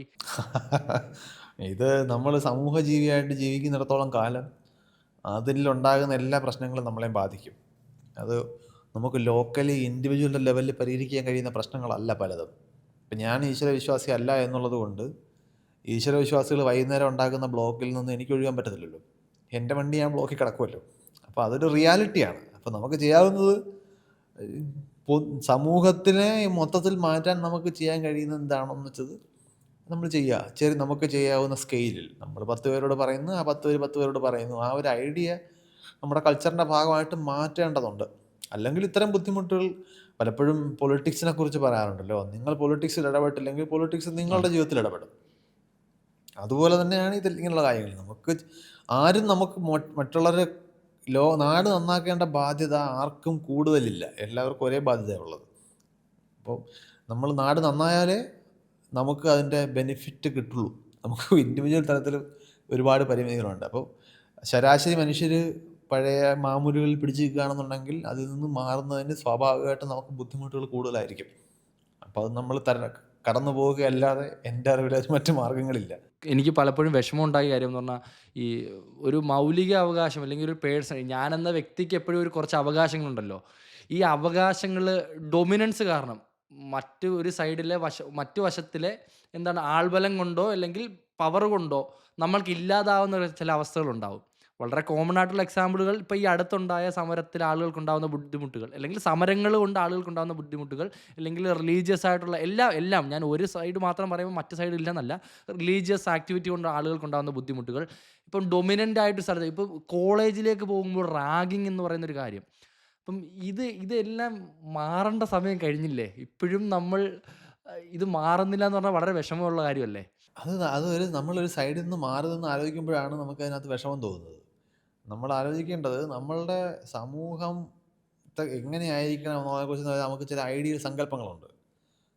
പക്ഷേ അത് ഐഡിയൽ സങ്കല്പമാണ്, തിയറട്ടിക്കൽ ഐഡിയയാണത്. അത് പ്രാക്ടിക്കലാകാൻ ഒരുപാട് ദൂരമുണ്ട്. അപ്പോൾ ആ ദൂരം കവർ ചെയ്യുന്നത് വരെ നമ്മൾ ചുറ്റുപാടുകൾ അങ്ങനെ അല്ല എന്ന് പരിതപിച്ചിട്ട് കാര്യമില്ല. അങ്ങനെ ആക്കാൻ ശ്രമിക്കുക മാത്രമേ നമുക്ക് ചെയ്യാൻ പറ്റുള്ളൂ. അതായത് നമ്മളിപ്പോൾ സ്ട്രെയിറ്റ് ലൈൻ എന്ന് പറയുന്നൊരു ഐഡിയ ഉണ്ടല്ലോ. അതൊരു മാത്തമാറ്റിക്കൽ ഐഡിയ ആണ് സ്ട്രെയിറ്റ് ലൈൻ. ഒരിക്കലും ഒരു സ്ട്രെയിറ്റ് ലൈൻ നമുക്ക് ഉണ്ടാക്കാൻ പറ്റില്ല. സ്ട്രെയിറ്റ് ലൈൻ പോലെ ഇരിക്കുന്ന രീതിയിൽ നമ്മൾ അത് ചെയ്തെടുക്കുകയാണ് ചെയ്യുന്നത്. കാരണം ഗണിതശാസ്ത്രത്തിൽ ലൈൻ എന്ന് പറഞ്ഞാൽ അതിന് തിക്നെസ് ഇല്ല. ഐഡിയലി അതിന് തിക്നെസ് എന്ന് പറയുന്നൊരു ഐഡിയ ഇല്ല, നീളം മാത്രമേ ഉള്ളൂ. നമ്മളൊരു ചോക്കെടുത്ത് വരച്ചാൽ ചോക്കിൻ്റെ തിക്നെസ് ഉണ്ട്, അത് വരയ്ക്കവിടെ വരും. പക്ഷേ ആ ഐഡിയൽ സങ്കല്പം ഉണ്ടെങ്കിലേ നമുക്ക് വര പോലെ ഇരിക്കുന്ന സംഗതിയിൽ ഉണ്ടാക്കാൻ പറ്റും. അല്ലെങ്കിൽ ഇപ്പോൾ ഇത് വളഞ്ഞു പോയി എന്ന് പറയണമെന്നുണ്ടെങ്കിൽ നേർവര എങ്ങനെ ഇരിക്കുന്ന അറിയാവുന്ന ആളിനല്ലേ വളഞ്ഞു എന്ന് പറയാൻ പറ്റുള്ളൂ. അപ്പോൾ നമുക്ക് ഡീവിയേഷൻ പറയണമെങ്കിൽ ഐഡിയൽ എവിടെയാണെന്ന് അറിയണം. ആ ഐഡിയലാണ് നമ്മൾ ഡെമോക്രാറ്റിക്കലി സ്വാതന്ത്ര്യം, സമത്വം ഇങ്ങനെയുള്ള കാര്യങ്ങൾ വെച്ച് പറയുന്നത്. പക്ഷേ റിയൽ ലൈഫ് അങ്ങനെ അല്ല. കാരണം 1947 ഐഡൻറ്റിറ്റി പെട്ടെന്ന് വിദേശത്ത് അല്ലെങ്കിൽ അന്യഗ്രഹത്തിൽ നിന്ന് കൊണ്ടുവച്ചൊരു രാജ്യമല്ല ഇത്. ഈ രാജ്യം അതിന് മുമ്പ് ഇവിടെ ഉണ്ടായിരുന്നു, മനുഷ്യനുണ്ടായിരുന്നു, അതിനൊരു തുടർച്ചയുണ്ട്. അപ്പോൾ അത് വളരെ പതിയെ മാത്രം മാറുന്ന മാറ്റമാണ്. അപ്പോൾ അതിനത് നിരാശ നമുക്കുണ്ടാകാം. പക്ഷേ ആ നിരാശ കൊണ്ട് മാത്രം കാര്യം വർക്ക് ചെയ്യില്ല. നമ്മൾ ഗ്രൗണ്ടിലേക്ക് ഈ കാര്യം പതിയെ പടർന്ന് വരേണ്ടതുണ്ട്. ഒരുപാട് കാര്യങ്ങൾ മാറിയാലേ അത് മാറും. അത് കോളേജിൽ റാഗിങ് എന്നൊക്കെ പറയുന്നത് അധ്യാപകനായോണ്ട് ചോദിക്കുകയാണ്. അതിനെതിരെയൊക്കെ ശബ്ദം ഉയർത്തിയിട്ടുണ്ടോ? അല്ലെങ്കിൽ അങ്ങനെ ശബ്ദം ഉയർത്തുമ്പോൾ നമ്മൾക്ക് വേറെ ശക്തികൾ ഇല്ല. റാഗിങ് ഒന്നും ഞാൻ ജോലി ചെയ്യുന്ന സ്ഥലത്തൊന്നും അങ്ങനെ ഒരു വലിയ ഇഷ്യൂ ആയിട്ട് വന്നിട്ടില്ല. എൻ്റെ പേഴ്സണൽ എക്സ്പീരിയൻസിൽ എനിക്ക് അങ്ങനത്തെ വലിയ ഇഷ്യൂസ് രീതിയിൽ ഹാൻഡിൽ ചെയ്യേണ്ടി വന്നിട്ടില്ല. അതൊരു പരാതിയുടെ തലത്തിലോട്ടൊക്കെ പോകുന്നത് വളരെ കുറച്ചേ ഉണ്ടായിട്ടുള്ളൂ. പക്ഷെ വളരെ കൂടുതലാണ് കേട്ടോ. കാര്യം ഞാൻ ബാംഗ്ലൂരാണ് പഠിച്ചത്. ഈ മലയാളികൾക്ക് റാഗി ചെയ്യാൻ ഭയങ്കര ഒരു ഇൻട്രസ്റ്റ് ആണ്. അത് നമ്മൾ ബാംഗ്ലൂർ ഞാൻ പഠിക്കുന്ന കാലത്ത് എൻ്റെ കോളേജിൽ വളരെ ചുരുക്കം മലയാളികളുള്ളൂ. അപ്പം ആ 4-5 മലയാളികളായിരിക്കും ചിലപ്പം കൂട്ടം ചേർന്ന് പ്രശ്നം ഉണ്ടാക്കാൻ വരുന്നത്. അതുപോലെ ബാംഗ്ലൂരിലെ ഉൾപ്രദേശങ്ങളിലൊക്കെ ടോക്സിക്കായിട്ട് മലയാളി ഗ്രൂപ്പുകൾ റാഗി ചെയ്യുന്ന സ്ഥലങ്ങളുണ്ട്. ഞാൻ അങ്ങനെ പറയുമ്പോൾ ചിലപ്പം വേറെ ആൾക്കാരും ഉണ്ട്. പക്ഷേ കേരളത്തിലായപ്പോഴും റാഗിങ് എന്ന് പറയുന്നൊരു വളരെ വിഷമമുള്ളൊരു കാര്യം കേട്ടോ അത് ആ വാർത്തകളൊക്കെ കേൾക്കുമ്പം. അല്ല അത് ശരിയാണ്. നമ്മളെ ഞാൻ പറഞ്ഞല്ലോ, മനുഷ്യരെ ഞങ്ങൾ ഐഡിയൽ മനുഷ്യരായിട്ട് കണക്കാക്കരുത്. ആളുകൾ വേറൊരാളുടെ മുകളിൽ ഡോമിനേറ്റ് ചെയ്യുക, പവർഫുൾ ആണെന്ന് ഫീൽ ചെയ്യിക്കുക എന്നൊക്കെ പറയുന്നത് നമ്മുടെ ഒരു വളരെ പ്രിമിറ്റീവ് ഇൻസ്റ്റിങ്ക്റ്റുകളാണ്. നമ്മൾ മോഡേൺ സമൂഹത്തിൽ അത് അഭിലഷണീയമല്ല. പക്ഷേ നമ്മൾ മോഡേൺ സമൂഹത്തിന് പറ്റിയ മനുഷ്യരായിട്ട് മാറിയിട്ടില്ല. അതുകൊണ്ടാണ് ഇതൊക്കെ പുറത്തേക്ക് കയറി വരുന്നത്. നമുക്കത് ശരിക്കും സിവിക് സെൻസ്, കൃത്യമായിട്ടുള്ള പൗരബോധം എന്ന് നമ്മൾ വിളിക്കുന്ന സംഗതികളുണ്ടല്ലോ, അങ്ങനെയുള്ള വാല്യൂസ് അബ്സോർബ് ചെയ്യുമ്പോഴാണ് ഇത് ഇല്ലാതാവുക. പക്ഷേ നമുക്ക് അൺഫോർച്ചുനേറ്റ്ലി നമ്മൾ അതിനൊന്നും ശ്രമിച്ചിട്ടില്ല. നമ്മളിപ്പോഴും കയ്യൂക്കുള്ളവൻ കാര്യക്കാരൻ എന്ന് പറഞ്ഞ പ്രാകൃതമായിട്ടുള്ള പ്രിമിറ്റീവ് ലോജിക്കാണ് നമ്മളെ പലപ്പോഴും മുന്നോട്ട് കൊണ്ടുപോകുന്നത്. അതിൻ്റെ പ്രശ്നമാണ് വിദ്യാഭ്യാസം മാത്രമേ ഉള്ളൂ ഇതിന് പരിമിതി. അല്ല അത് ആ ഒരു കയ്യൂക്കുള്ളവൻ കാര്യക്കാരൻ എന്നൊരു ചിന്താഗതിയിലേക്ക് വരുമ്പോഴാണോ ഈ കുട്ടികൾ പല പല പൊളിറ്റിക്കൽ പാർട്ടികളിലേക്ക് മാറാൻ ശ്രമിക്കുന്നതും? പൊളിറ്റിക്കൽ പാർട്ടികളെന്ന് പറയുന്നത് കുറച്ച് കോംപ്ലിക്കേറ്റഡ് ആയിട്ടുള്ള വിഷയമാണ്. നിങ്ങൾ പൊളിറ്റിക്കൽ പാർട്ടിയിൽ എന്തുകൊണ്ട് മെമ്പർഷിപ്പ് എടുക്കുന്നു, അല്ലെങ്കിൽ നിങ്ങൾ പാർട്ടി അംഗമാകുകയാണെങ്കിൽ എന്തുകൊണ്ട് മെമ്പർഷിപ്പ് എടുക്കുന്നു എന്നുള്ളത് ഓരോരുത്തർക്കും ഓരോ റീസണാണ്. ചിലരൊരു ഗ്യാങ്ങിൻ്റെ ഭാഗമാകുമ്പോൾ കിട്ടുന്ന പ്രൊട്ടക്ഷൻ ആയിരിക്കും നോക്കുന്നത്. ചില ആളുകൾ ആ പാർട്ടി മുമ്പോട്ട് വെക്കുന്ന ആശയങ്ങളായിരിക്കും നോക്കുന്നത്. അപ്പോൾ അതുകൊണ്ട് ഒരു ഒറ്റ റീസൺ നമുക്ക് പറയാൻ പറ്റില്ല. പല സ്ഥലങ്ങളിലും കാണുന്നതെന്ന് പറഞ്ഞാൽ ആളുകൾ ഒരു ഗ്യാങ്, ഞാൻ പറഞ്ഞില്ല, നമ്മുടെ ബേസിക് ഇൻസ്റ്റിങ്ക്റ്റ് ആണ് ഗ്രൂപ്പിൻ്റെ ഭാഗമായി മാറുക എന്ന് പറയുന്നത്. ആ ഗ്രൂപ്പിന് പെട്ടെന്നൊരു പ്രൊട്ടക്ഷൻ വരും. എന്നെ തൊട്ടാൽ ആര് ഒരു വലിയ സംഘം എനിക്ക് വേണ്ടി ചോദിക്കാനുണ്ടാകുമെന്ന് പറയുന്നത്. അപ്പോൾ അത് മാത്രമേ അവിടെ നടക്കുന്നത്. അപ്പോൾ ആശയങ്ങളുടെ പേരിൽ വരുന്നവരുണ്ടാവും. എൻ്റെയൊക്കെ സങ്കല്പം എന്ന് പറഞ്ഞാൽ ആശയങ്ങളുടെ പേരിൽ വരുന്നവരാണ് ഉണ്ടാവേണ്ടതെന്നാണ്. ഒരേ ആശയമുള്ളവർ ചേർന്ന് ഒരു ഗ്രൂപ്പായിട്ട് മാറുന്നു എന്നുള്ളതാണ്. പക്ഷേ അങ്ങനെ തന്നെ ആയിക്കോണമെന്നില്ല. അപ്പോൾ അതുകൊണ്ട് അതിനൊരു ഒറ്റ ഉത്തരം പറയാൻ പറ്റില്ല. ഇപ്പം വൈശാഖൻ തമ്പി പറയുന്ന ഒരു വ്യക്തി കേരളത്തിലല്ലാതെ വേറൊരു സംസ്ഥാനത്തിലായിരുന്നു കുറച്ചുകൂടെ ഈ പറഞ്ഞ കയ്യൂക്കുള്ളവൻ കാര്യക്കാരൻ, അല്ലെങ്കിൽ അത്രയും ലോജിക്കൽ റീസണിങ് ഒന്നും ചിന്തിക്കാത്തൊരു വലിയ സമൂഹത്തിൻ്റെ ഇടയിലായിരുന്നെങ്കിൽ പെട്ടുപോയതെന്ന് തോന്നിയിട്ടുണ്ടോ? ഒരു പക്ഷേ വേറൊരു സംസ്ഥാനത്തായിരുന്നെങ്കിൽ ഞാൻ ഉണ്ടാകുമായിരുന്നില്ല എന്നാണ് ഞാൻ കരുതുന്നത്. ഞാൻ ഉണ്ടാകുമായിരുന്ന സെൻസ്, ഇത് ഇവിടുത്തെ സാഹചര്യങ്ങളല്ലേ, നമ്മൾ വളർന്ന സാഹചര്യങ്ങളാണ് നമ്മളെ ഷേപ്പ് ചെയ്യുന്നത്. അപ്പോൾ വേറൊരു സംസ്ഥാനത്ത് ഞാൻ വേറൊരു പാരൻസിൻ്റെ മകനായി വേറൊരു സാമൂഹിക സാഹചര്യത്തിൽ ജനിച്ചെന്നുണ്ടെങ്കിൽ ചിലപ്പോൾ എൻ്റെ വേറൊരു മനുഷ്യനായിട്ട് മാറിയേനെ.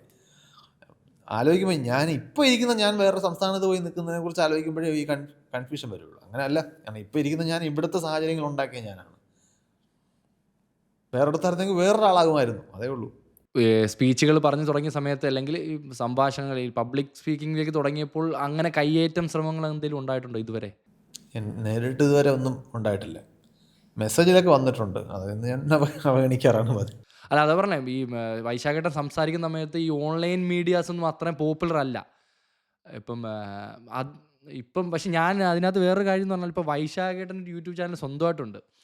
ഈ വൈശാഖേട്ടൻ്റെ യൂട്യൂബ് ചാനലിലെ വ്യൂ കൗണ്ടിനെക്കാട്ടി എന്തുകൊണ്ടും കൂടുതലാണ് ഒരു മതപണ്ഡിതൻ്റെ യൂട്യൂബ് ചാനൽ, അല്ലെങ്കിൽ സ്പിരിച്വാലിറ്റി സംസാരിക്കുന്നത്. ഇപ്പം പോഡ്കാസ്റ്റുകൾ അല്ലെങ്കിൽ ഇൻ്റർവ്യൂ എടുത്താൽ ഇന്ത്യയിലെ ഏറ്റവും ടോപ്പ് റേറ്റഡ് പോഡ്കാസ്റ്റ്, അല്ലെങ്കിൽ കൗണ്ട് വൈസ് നോക്കുമ്പോൾ, റേറ്റിംഗ് വൈസ് നോക്കുമ്പോൾ ഏറ്റവും വലിയ പോഡ്കാസ്റ്റിൻ്റെ എണ്ണം ഉള്ളത് സ്പിരിച്വാലിറ്റിയെ പറ്റി സംസാരിക്കുന്നത്, ആത്മീയതയെ പറ്റി സംസാരിക്കുന്നത്, ഗോസ്റ്റ് അതായത് ഈ പറഞ്ഞ പ്രേത അനുഭവങ്ങളെ പറ്റി സംസാരിക്കുന്നവർ, ഇവരുടെയൊക്കെ ഇൻ്റർവ്യൂസാണ്.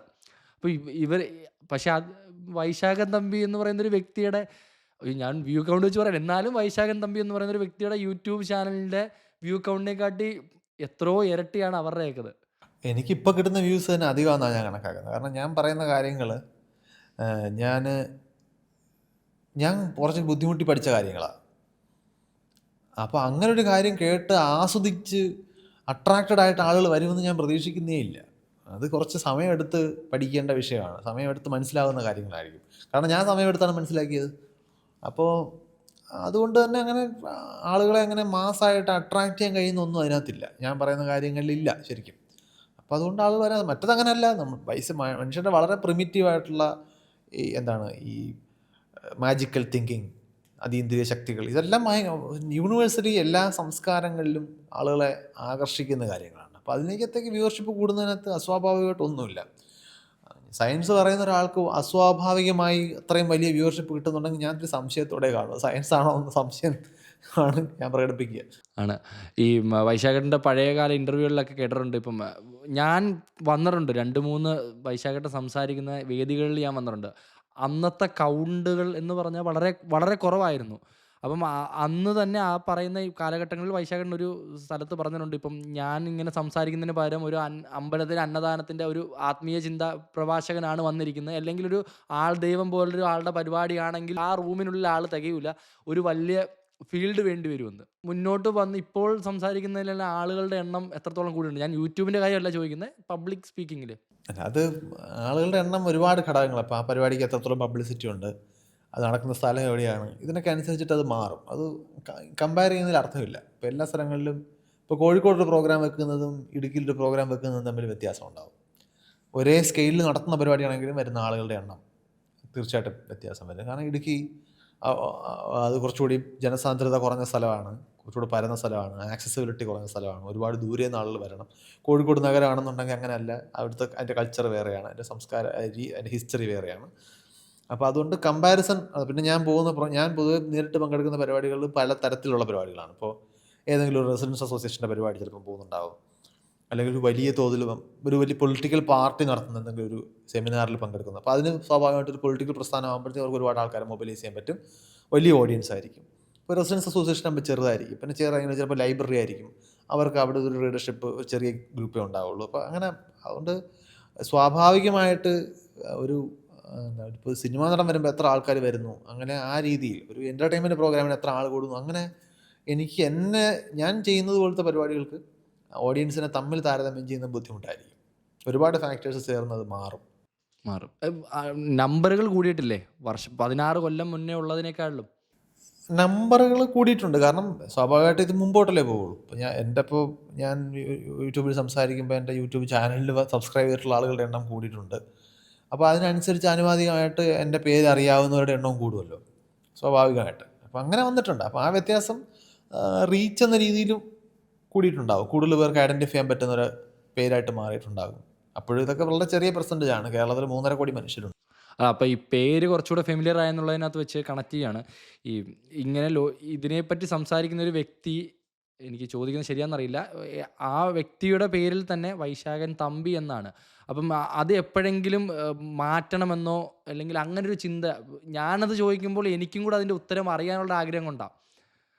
അതിനുള്ളിൽ എൻ്റേതായ ഒരു പേഴ്സണൽ റീസണും കൂടെ ഉണ്ടായതുകൊണ്ടാണ്. അതായത് ജാതി പേരിനെ കുറിച്ചാണ് നിങ്ങൾ ചോദിക്കുന്നത് എനിക്ക് തോന്നുന്നു അല്ലേ? അതെ. അത് എൻ്റെ കാര്യത്തിൽ കൺഫ്യൂഷൻ വരാൻ സാധ്യതയുള്ളത്, എൻ്റെ പേരിൻ്റെ കൂടെ ഇരിക്കുന്ന തമ്പി എന്ന് പറയുന്നത് എൻ്റെ ജാതി പേരല്ല. കാരണം നമ്മൾ ജാതിപ്പേര് അല്ലെങ്കിൽ സർനെയിം എന്ന് പറയുന്നത് നമ്മൾ ഉൾപ്പെടുന്ന സമുദായത്തിൻ്റെ ആ സമൂഹത്തെ, കുടുംബത്തെയൊക്കെ റെപ്രസെൻ്റ് ചെയ്യാൻ ഉപയോഗിക്കുന്നതാണല്ലോ. ഇപ്പോൾ എൻ്റെ കുടുംബത്തിൽ എനിക്ക് മാത്രമുള്ളതാണ് ഈ തമ്പി, വേറെ ആരും ഇല്ല.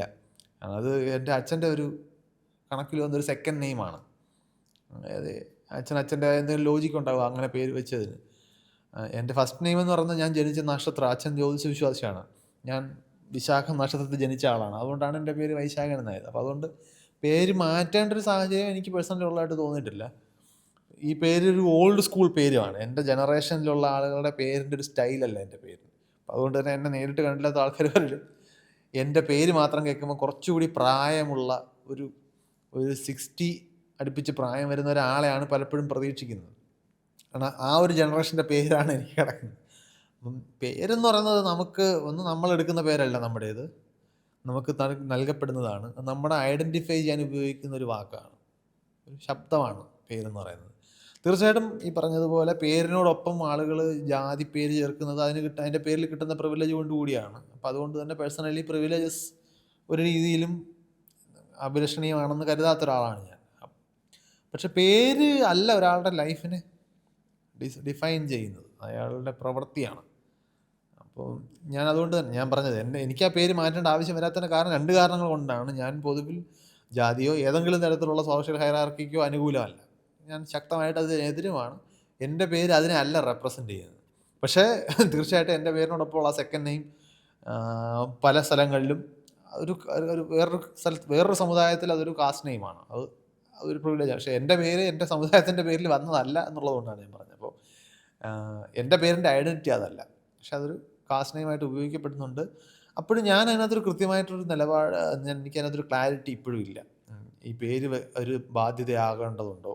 ഞാൻ പറഞ്ഞു ഞാൻ ജാതി പേരാണെങ്കിൽ പോലും അതല്ല, അങ്ങനെ ഒരു ജാതി പേരുള്ള ഒരാളാണെങ്കിൽ പോലും അത് ഒന്നിത് എന്താണ് അതിൻ്റെ പ്രാക്ടിക്കലി പേര് എഡിറ്റ് ചെയ്ത് വേറൊരു പേരാക്കുക എന്ന് പറയുന്നത് കുറച്ച് ആണ്. അധ്വാനമുള്ള കാര്യമാണ്. റെക്കോർഡിൽ പേര് മാറ്റുക എന്ന് പറയുന്നത് ആ ഒരു എഫർട്ടിനോളം വർത്താണോ അതിൻ്റെ റിസൾട്ട് എന്ന കാര്യത്തിൽ എനിക്ക് പേഴ്സണലി എനിക്ക് സംശയമുണ്ട്. നിങ്ങൾ അങ്ങനെ മാറ്റിയിട്ട് ഓഫ് കോഴ്സ് സോഷ്യൽ മീഡിയയിലൊക്കെ ആണെങ്കിൽ നിങ്ങൾക്ക് നിങ്ങളുടെ പേര് നിങ്ങൾക്ക് ഇഷ്ടമുള്ള രീതിയിൽ ചൂസ് ചെയ്യാൻ പറ്റും. അപ്പോഴും ചിലപ്പോൾ എന്തെങ്കിലുമൊക്കെ ഐഡൻറ്റിറ്റി തെറ്റൊക്കെ വന്നു കഴിഞ്ഞാൽ നിങ്ങളുടെ ഫേസ്ബുക്കോ ഒക്കെ നിങ്ങളുടെ ഐഡൻറ്റിറ്റി പ്രൂഫൊക്കെ ചോദിച്ചു കഴിഞ്ഞാൽ ചിലപ്പോൾ നിങ്ങൾക്ക് ഒറിജിനൽ പേര് തന്നെ ഉപയോഗിക്കേണ്ടിയൊക്കെ വന്നേക്കാം. ഇങ്ങനത്തെ ഒരുപാട് കോംപ്ലിക്കേഷൻസ് വരാനുള്ള സാധ്യതയുണ്ട്. അപ്പം ഞാൻ പറഞ്ഞത് എനിക്ക് പേഴ്സണലി ക്ലാരിറ്റി ഇല്ലാത്തൊരു കാര്യമാണ്. ഇപ്പോൾ ഒരാൾ ഇപ്പോൾ EMS നമ്പൂതിരിപ്പാടിൻ്റെ പേരോടൊപ്പം നമ്പൂതിരിപ്പാട് എന്നുള്ള പേര് ഇവിടെ ചേർത്താണല്ലോ പൊതുവെ ആൾക്കാർ പലപ്പോഴും പറയാറ്. പക്ഷേ ആ മനുഷ്യൻ ജീവിച്ചിരുന്ന അദ്ദേഹത്തിൻ്റെ ജീവിതത്തിലേക്ക് നമ്മൾ നോക്കിക്കഴിഞ്ഞാൽ നമ്പൂതിരിപ്പാടിൻ്റെ എന്ന പേരുമായിട്ട് ജാതിപ്പേരുമായിട്ട് ചേർന്ന് വരുന്നൊരു സോഷ്യൽ ഇംപ്ലിക്കേഷനുണ്ട്. അങ്ങനെയാണോ അദ്ദേഹം ജീവിച്ചതെന്ന് നമുക്ക് എല്ലാവർക്കും കാണാമല്ലോ. അപ്പോൾ അതുകൊണ്ട് അദ്ദേഹം ഗസറ്റിൽ പരസ്യം കൊടുത്തത് മാറ്റിയത് കൊണ്ട് എന്തെങ്കിലും ഗുണം കിട്ടുമായിരുന്നോ അത് എനിക്കറിയില്ല. ഇതൊരു വളരെ ഡിബേറ്റഡ് ആയിട്ടുള്ള വളരെ കോൺട്രവേഴ്സ്യൽ ആയിട്ടുള്ളൊരു വിഷയമാണ്. അപ്പോൾ എനിക്കൊന്നും അതൊരു പേഴ്സണൽ ചോയ്സ് ആയിട്ട് വിടുക. നിങ്ങൾ ഇപ്പോൾ ഒരാളുടെ പേരിനോടൊപ്പം ഞാനത് കണ്ടിട്ടുണ്ട്. കാരണം ഒരാൾ പറയുന്ന ഇപ്പോൾ എനിക്ക് തന്നെ അറിയാം. ഞാൻ പല സ്ഥലങ്ങളിൽ സംസാരിക്കുമ്പോൾ ഞാൻ പറയുന്ന കാര്യങ്ങൾ റദ്ദ് ചെയ്യാൻ വേണ്ടിയിട്ട് ആൾക്കാർ എൻ്റെ പേരിൻ്റെ സെക്കൻഡ് നെയിം എടുത്ത് ഉപയോഗിക്കാറുണ്ട്. ഞാനത് ജാതിപ്പേരല്ല എന്ന് പറഞ്ഞ് വാദിക്കാൻ പോയിട്ടില്ല. കാരണം അത് അവരുടെ ഉദ്ദേശം അതല്ല. അവരുടെ ഉദ്ദേശം ഞാൻ പറയുന്നതിനെ റദ്ദ് ചെയ്യാൻ ഒരു റീസൺ കൊണ്ടുവരിക മാത്രമാണ് ചെയ്യുന്നത്. അത് തോൽപ്പിക്കാൻ വേണ്ടി അവർ വിഷയം മാറ്റുകയാണ്. നമുക്ക് എളുപ്പമുള്ള സ്ഥലത്തേക്ക് വിഷയത്തെ കൊണ്ടുവന്നു കഴിഞ്ഞാൽ ഡീൽ ചെയ്യാൻ എളുപ്പമാണെന്നുള്ളതാണ്. അപ്പം ഞാനത് അഡ്രസ്സ് ചെയ്യാറില്ല. ഞാൻ ഒരിടത്ത് ചെന്ന് അങ്ങനെ അത്തരം തർക്കം ഉന്നയിക്കുന്നിടത്ത് പോയി ഇത് എൻ്റെ ജാതിപ്പേരല്ല എന്ന് പറഞ്ഞ് തെളിയിക്കാനൊന്നും ഞാൻ നിന്നിട്ടില്ല. അപ്പോൾ ചിലരെങ്കിലും വിചാരിക്കുന്നുണ്ടാവും അത് അങ്ങനെ ആയതുകൊണ്ട് ഞാൻ മിണ്ടാത്തതാണെന്ന്. അങ്ങനെയല്ല, അതല്ല. പക്ഷേ ഇനി അതാണെങ്കിലും ഞാൻ പറഞ്ഞ ആർഗ്യുമെൻ്റ് അവിടുത്തെ വിഷയം അതല്ല. അവിടുത്തെ വിഷയത്തെ നിങ്ങൾ അങ്ങനെയാണ് ഡീൽ ചെയ്യേണ്ടത്. ഇപ്പോൾ ഞാൻ സിഗരറ്റ് വലിക്കുന്ന ഒരാൾ സിഗരറ്റിന് സ്മോക്കിംഗ് ക്യാൻസർ ഉണ്ടാക്കും എന്ന് പറഞ്ഞ് സംസാരിച്ചാൽ അയാൾ വലിക്കുന്നു എന്നുള്ളതുകൊണ്ട് അത് തെറ്റാവില്ലല്ലോ. സ്മോക്കിംഗ് ക്യാൻസർ ഉണ്ടാക്കും എന്നുള്ളൊരു വാസ്തവമാണല്ലോ. അപ്പോൾ അത് അങ്ങനെ വസ്തുതകളുടെ മെറിറ്റിൽ കാണാൻ കഴിയുക എന്നുള്ളതേ ഉള്ളൂ. പിന്നെ ഓഫ് കോഴ്സ് നിങ്ങളുടെ പേരിനോടൊപ്പം വരുന്ന സർനെയിം നോക്കി നിങ്ങളെ ബഹുമാനിക്കണോ വേണ്ടോ എന്നൊക്കെ തീരുമാനിക്കുന്ന മനുഷ്യരുള്ളൊരു നാട്ടിലാണ് നമ്മൾ ജീവിക്കുന്നത്. തീർച്ചയായിട്ടും അങ്ങനത്തെ സോഷ്യൽ ഇംപ്ലിക്കേഷൻസ് അതിനുണ്ട്. അപ്പോൾ അതുകൊണ്ട് ഞാൻ അതിനകത്ത് പ്രത്യേകിച്ച് ശരി തെറ്റുകളെ കുറിച്ച് സംസാരിക്കുന്നില്ല. എനിക്ക് അതിനകത്ത് ആകെ പറയാൻ കഴിയുന്നത് നിങ്ങൾക്ക് നിങ്ങളുടെ ഓരോരുത്തരുടെയും ചോയ്സ് ആയിട്ട് അതിനെ വെക്കുക എന്നുള്ളതാണ്. If you feel like changing your name, change it. ഞാൻ ആ ചോദ്യം ചോദിക്കാനുള്ള കാരണം എന്താ, എനിക്ക് ആ ക്ലാരിറ്റി ഇഷ്യൂ ഉണ്ട്. ഞാൻ വർഷങ്ങളായിട്ട് എനിക്ക് പേഴ്സണലി ആ ക്ലാരിറ്റി ഇഷ്യൂ ഉണ്ട്. വൈശാഖേട്ടൻ പറഞ്ഞ പോലെ തന്നെ ഇത് മാറ്റുക എന്നുള്ളൊരു എഫേർട്ട് ഉണ്ടല്ലോ, അത് ഭയങ്കര വലുതാണ്. അല്ലാതെ പ്രായം കൂടുന്തോറും അത് കൂടുതൽ ബുദ്ധിമുട്ടാവും. നിങ്ങളുടെ പേരുകൾ ഒരുപാട് സ്ഥലത്ത് റെക്കോർഡ് ചെയ്യപ്പെട്ടിട്ടുണ്ടായിരിക്കും. അപ്പം അതിനൊരു ക്ലാരിറ്റി എനിക്ക് പേഴ്സണലി വേണം എന്നുകൊണ്ടാണ് ഞാൻ അങ്ങനെ ഒരു ചോദിച്ചത്. കാരണം എൻ്റെ പേര് ചോദിച്ചുകൊണ്ടാണ്. എൻ്റെ പേര് full name Vaishakhan Thampi DS എന്നാണ് എൻ്റെ റെക്കോർഡ് നെയിം. അതുകൊണ്ട് തന്നെ ഞാൻ വിദേശ യാത്രയൊക്കെ ചെയ്യുമ്പോൾ എനിക്കിത് വലിയ ബുദ്ധിമുട്ടാണ്. ഈ ഡിയുടെയും എസിൻ്റെയും കൂടെ ഇനിഷ്യൽ എക്സ്പാൻഡ് ചെയ്ത് കൊടുക്കുമ്പോൾ എൻ്റെ പേര് വളരെ വലിയ പേരാണ്. ഇതേ ബുദ്ധിമുട്ടാണ് കേട്ടോ ഞാനിപ്പം ഇവിടെ കാനഡ എത്തിയതിന് ശേഷം ഇവിടെ എല്ലാം സർനെയിം വെച്ച് ലാസ്റ്റ് നെയിം വെച്ചാണ് തുടങ്ങേണ്ടത്. അപ്പം ഇവർക്ക് അഭിഷേക് എന്നുള്ള പേര് വഴങ്ങൂല. അപ്പം ഞാൻ ജോലി ചെയ്യുന്ന സ്ഥലത്തെല്ലാം ഞാൻ എന്നെ തന്നെ റെപ്രസെൻറ്റ് ചെയ്യുന്ന ABI എന്ന് പറഞ്ഞാണ് എന്നെ റെപ്രസെൻറ്റ് ചെയ്യുന്നത്. അറ്റ് ദ സെയിം ടൈം എൻ്റെ ഫുൾ നെയിം വേണ്ടെടുത്ത് ഇപ്പം ഇവിടെ ഏത് കാറിൻ്റെ ഇൻഷുറൻസ് ഏത് കാര്യം എടുത്താലും നമ്മൾ ലാസ്റ്റ് നെയിം വേണം. അപ്പം ഇവർക്ക് എൻ്റെ ഫുൾ നെയിമിനെ ഞാൻ എക്സ്പാൻഡ് ചെയ്ത് പറയുന്ന ആ പേര് പറയുക എന്ന് പറഞ്ഞാൽ ഇവർക്കത് മനസ്സിലാക്കി എടുക്കുമെന്ന് പറഞ്ഞാലും ബുദ്ധിമുട്ട്. ഞാൻ എല്ലാ വട്ടവും എൻ്റെ ഫുൾ നെയിം പറഞ്ഞിട്ട് ശേഷം ഞാനൊരു സോറി പറഞ്ഞാണ് ബാക്കി സംസാരിച്ചു തുടങ്ങുന്നത്. അല്ല, അത് എൻ്റെ കാര്യത്തിൽ പറഞ്ഞാൽ എൻ്റെ പേരിൻ്റെ ഫുൾ നെയിം എക്സ്പാൻഡ് ചെയ്യുമ്പോൾ വൈശാഖൻ തമ്പി ദിവാകരൻ ശ്യാമളാലയം എന്നാണ് അതിൻ്റെ ഫുൾ. ശ്യാമളാലയം എൻ്റെ വീട്ടുപേരാണ്. അപ്പോൾ ഞാൻ ഒരു എയർപോർട്ടിൽ അവർ സർനെയിമായിട്ട് ലാസ്റ്റ് നെയിമാണ് ഐഡൻറ്റിഫൈ ചെയ്തേക്കുന്നത്. അവർ ബോർഡിംഗ് കോൾ വിളിച്ചപ്പോൾ എനിക്ക് മനസ്സിലായില്ല എന്നെ വിളിക്കുന്നതെന്ന്. കാരണം അത് ശ്യാമളാലയം എന്നൊരു സായിപ്പ് പറഞ്ഞാൽ എങ്ങനെ ഇരിക്കുമോ നമ്മൾ ഊഹിക്കാമല്ലോ. അതെ, എനിക്ക് മനസ്സിലായില്ല. ഞാനിങ്ങനെ ഇരുന്ന് പറയുന്നുണ്ട്, ഏവനടാ വിളിച്ചപ്പോൾ പൊക്കൂടെ, കുറേ നേരമായിട്ട് വിളിക്കുകയല്ലെന്ന് ഞാനിങ്ങനെ പറഞ്ഞുകൊണ്ട് ഇത് കുറച്ച് കഴിഞ്ഞപ്പോഴാണ് മനസ്സിലായത് എൻ്റെ ഫ്ലൈറ്റാണ്. നമ്മൾ ഇതുവരെ ചോദിച്ചതിൽ നിന്നും മിസ്സായിട്ടുള്ള 2-3 ക്വസ്റ്റ്യൻ എന്ന് പറഞ്ഞാൽ, ഒന്ന് ഈ കുട്ടിച്ചാത്തന്മാരെ നാഗദൈവങ്ങൾ ഇതിനെ പറ്റിയെല്ലാം. 2 പറഞ്ഞാൽ ഈ നമ്മൾ ഈ ടോട്ടൽ സംസാരിക്കുമ്പോൾ ഉണ്ടാവുന്ന സാധാരണ കേൾക്കുന്ന എല്ലാവർക്കും തോന്നുന്ന കാര്യങ്ങളാണ്. നിങ്ങൾ എന്തിനെയാണ് എതിർക്കുന്നത്? നിങ്ങൾ അന്ധവിശ്വാസത്തിനെയാണോ എതിർക്കുന്നത്, അല്ലെങ്കിൽ ദൈവവിശ്വാസത്തെയാണോ എതിർക്കുന്നത്? നിങ്ങൾ എന്തിനെയാണോ എതിർക്കുന്നത് എന്നുള്ള ചോദ്യം. പിന്നെ നിങ്ങളിത് എതിർക്കേണ്ട ആവശ്യമുണ്ടോ? ഇതെല്ലാം ഒരാളുടെ വ്യക്തിപരമായ വിശ്വാസങ്ങളല്ലേ? ആ ആദ്യത്തെ ചോദ്യം കുട്ടിച്ചാത്തൻ നാഗദൈവം ഇതെല്ലാം നമ്മൾ നേരത്തെ പറഞ്ഞ വിഷയങ്ങളുമായിട്ട് ബന്ധപ്പെട്ടുള്ള കാര്യങ്ങൾ തന്നെയാണ്. അതായത് മനുഷ്യൻ പലതരത്തിൽ അവർക്ക് പേടിയുള്ള കാര്യങ്ങളെ ആരാധിക്കുക, അവർക്ക് ഗുണമുണ്ടെന്ന് തോന്നാൻ സാധ്യതയുള്ള പവർഫുൾ ആയിട്ടുള്ള കാര്യങ്ങളെ ആരാധിക്കുക, ഇതെല്ലാം മനുഷ്യൻ്റെ നാച്ചുറൽ ടെൻഡൻസിയാണ്. അത് ജീവനുള്ള മനുഷ്യരായാൽ പോലും നമ്മൾ ചിലപ്പോൾ ചെയ്യും. ആൾ ദൈവങ്ങൾ എന്നൊക്കെ നമ്മൾ പറയുന്നത് അങ്ങനെ ഉണ്ടാകുന്നതാണ്. അപ്പം അങ്ങനെ നമ്മൾ കണ്ടെത്തിയ അസംഖ്യം സങ്കല്പങ്ങളിൽ പെട്ടതാണ് കുട്ടിച്ചാത്തനും നാഗൻ എന്ന് പറഞ്ഞാൽ നമുക്ക് ബേസിക്കലി മനുഷ്യർക്ക് പേടിയാണല്ലോ പാമ്പുകൾ വിഷജീവികളാണ് ഭൂരിഭാഗവും. അല്ല, കുറേ പാമ്പുകളെങ്കിലും വിഷജീവികളാണ്, നമുക്ക് ദോഷം ചെയ്യാൻ സാധ്യതകളാണ്. പക്ഷെ നമ്മുടെ നാട്ടിൽ കോമൺ ആയിട്ടുള്ള പല ജീവികളും ഇപ്പോൾ ചേരയൊക്കെ വിഷമുള്ള ജീവികളല്ലാതാണ്. പക്ഷെ നമ്മളതിനെ പേടിക്കാനാണ് പരിണാമപരമായിട്ട് നമ്മൾ ശീലിച്ചിരിക്കുന്നത്. അപ്പോൾ അങ്ങനെയുള്ള പേടിക്കുന്ന എന്തിനേയും നമ്മൾ ആരാധിച്ചു കളയും. കാരണം ആരാധന എന്ന് പറയുന്നത് പേടിയെ കൺട്രോൾ ചെയ്യാൻ ബെസ്റ്റ് ടെക്നിക്കായിട്ട് നമ്മൾ ഇവോൾവ് ചെയ്തിരിക്കുന്നതാണ്. ഞാൻ അയാളെ ആരാധിക്കുകയാണല്ലോ, അപ്പോൾ അയാൾക്ക് എന്നെ ഉപദ്രവിക്കേണ്ട കാര്യമില്ലല്ലോ. ഇതാണൊരു പ്രിമിറ്റീവ് ആയിട്ടുള്ള ലോജിക്ക് എന്ന് പറയുന്നത്. അപ്പോൾ അങ്ങനെ ആണ് ഈ സംഗതി കുട്ടിച്ചാത്തൻ സങ്കല്പങ്ങളും കുട്ടിച്ചാത്തനെ വിളിച്ചു വരുത്തിയിട്ട് കാര്യം സാധിച്ചെടുക്കുന്നത്. അപ്പം നമ്മുടെ ടിപ്പിക്കൽ മറ്റ് അന്ധവിശ്വാസങ്ങളുടെ കൂട്ടത്തിൽ അതും അങ്ങ് പാസ്സായി പോകും. ഇനി നമ്മൾ എന്തിനാണ് എതിർക്കുന്നതെന്ന് വെച്ച് കഴിഞ്ഞാൽ, ഒന്ന്, മനുഷ്യന് ഇത്രയും കാലം ഈ ഭൂമിയിൽ ജീവിച്ച ലക്ഷക്കണക്കിന് വർഷങ്ങളുടെ ചരിത്രമുള്ള ഒരു ജീവി എന്ന രീതിയിൽ മനുഷ്യൻ്റെ ജീവിതം എങ്ങനെയാണ്, മനുഷ്യൻ ജീവിക്കുന്ന ജീവിതത്തിൻ്റെ ക്വാളിറ്റി ഓഫ് ലൈഫ് എങ്ങനെയാണ് കഴിഞ്ഞ കുറേ നൂറ്റാണ്ടുകൾ കൊണ്ട് മാറിയത് എന്ന് ഒന്ന് സമാധാനത്തോടുകൂടി നോക്കുന്ന എല്ലാവർക്കും കാണാൻ പറ്റും. നമ്മൾ നമ്മുടെ പല വിശ്വാസ ചിന്തകളെയും മാറ്റി അതിന് മുകളിൽ തെളിവുകളുടെ അടിസ്ഥാനത്തിൽ യുക്തിഭദ്രമായിട്ട് സയൻസിലൂടെ ലോകത്തെ മനസ്സിലാക്കിയെടുത്തതിൻ്റെ കൂടി ഫലമാണ് നമ്മുടെ ജീവിതത്തിലുണ്ടായിട്ടുള്ള ഈ മാറ്റങ്ങളെല്ലാം. അപ്പോൾ സ്വാഭാവികമായിട്ട് സമൂഹത്തിന് മൊത്തത്തിൽ ഈ മാറ്റം വരണമെന്നുണ്ടെങ്കിൽ നമ്മൾ ഇങ്ങനെ ചിന്തിക്കേണ്ട ആവശ്യമുണ്ട്. സയൻറ്റിഫിക്കായിട്ട് ലോകത്തെ മനസ്സിലാക്കാൻ ശ്രമിക്കേണ്ടതിൻ്റെ ആവശ്യമുണ്ട്. ഹിസ്റ്ററി നോക്കിയാൽ നമുക്ക് അങ്ങനെയാണ് മനസ്സിലാവുക. അപ്പോൾ ആ സമയത്തും നമ്മൾ പഴയ മാമൂലുകളുടെ അടിസ്ഥാനത്തിലും വിശ്വാസങ്ങളുടെ അടിസ്ഥാനത്തിലും അന്ധവിശ്വാസങ്ങളുടെ അടിസ്ഥാനത്തിലും ലോകത്തെ മനസ്സിലാക്കിക്കൊണ്ടിരിക്കുന്നത് സമൂഹം എന്ന നിലയിൽ നമുക്ക് ദോഷമാണ് ചെയ്യുന്നത്. അപ്പോൾ നമ്മൾ അതിനെതിരെ പെരുമാറേണ്ട ഒരു എന്നതാണ് സമൂഹത്തിന് നല്ലത്.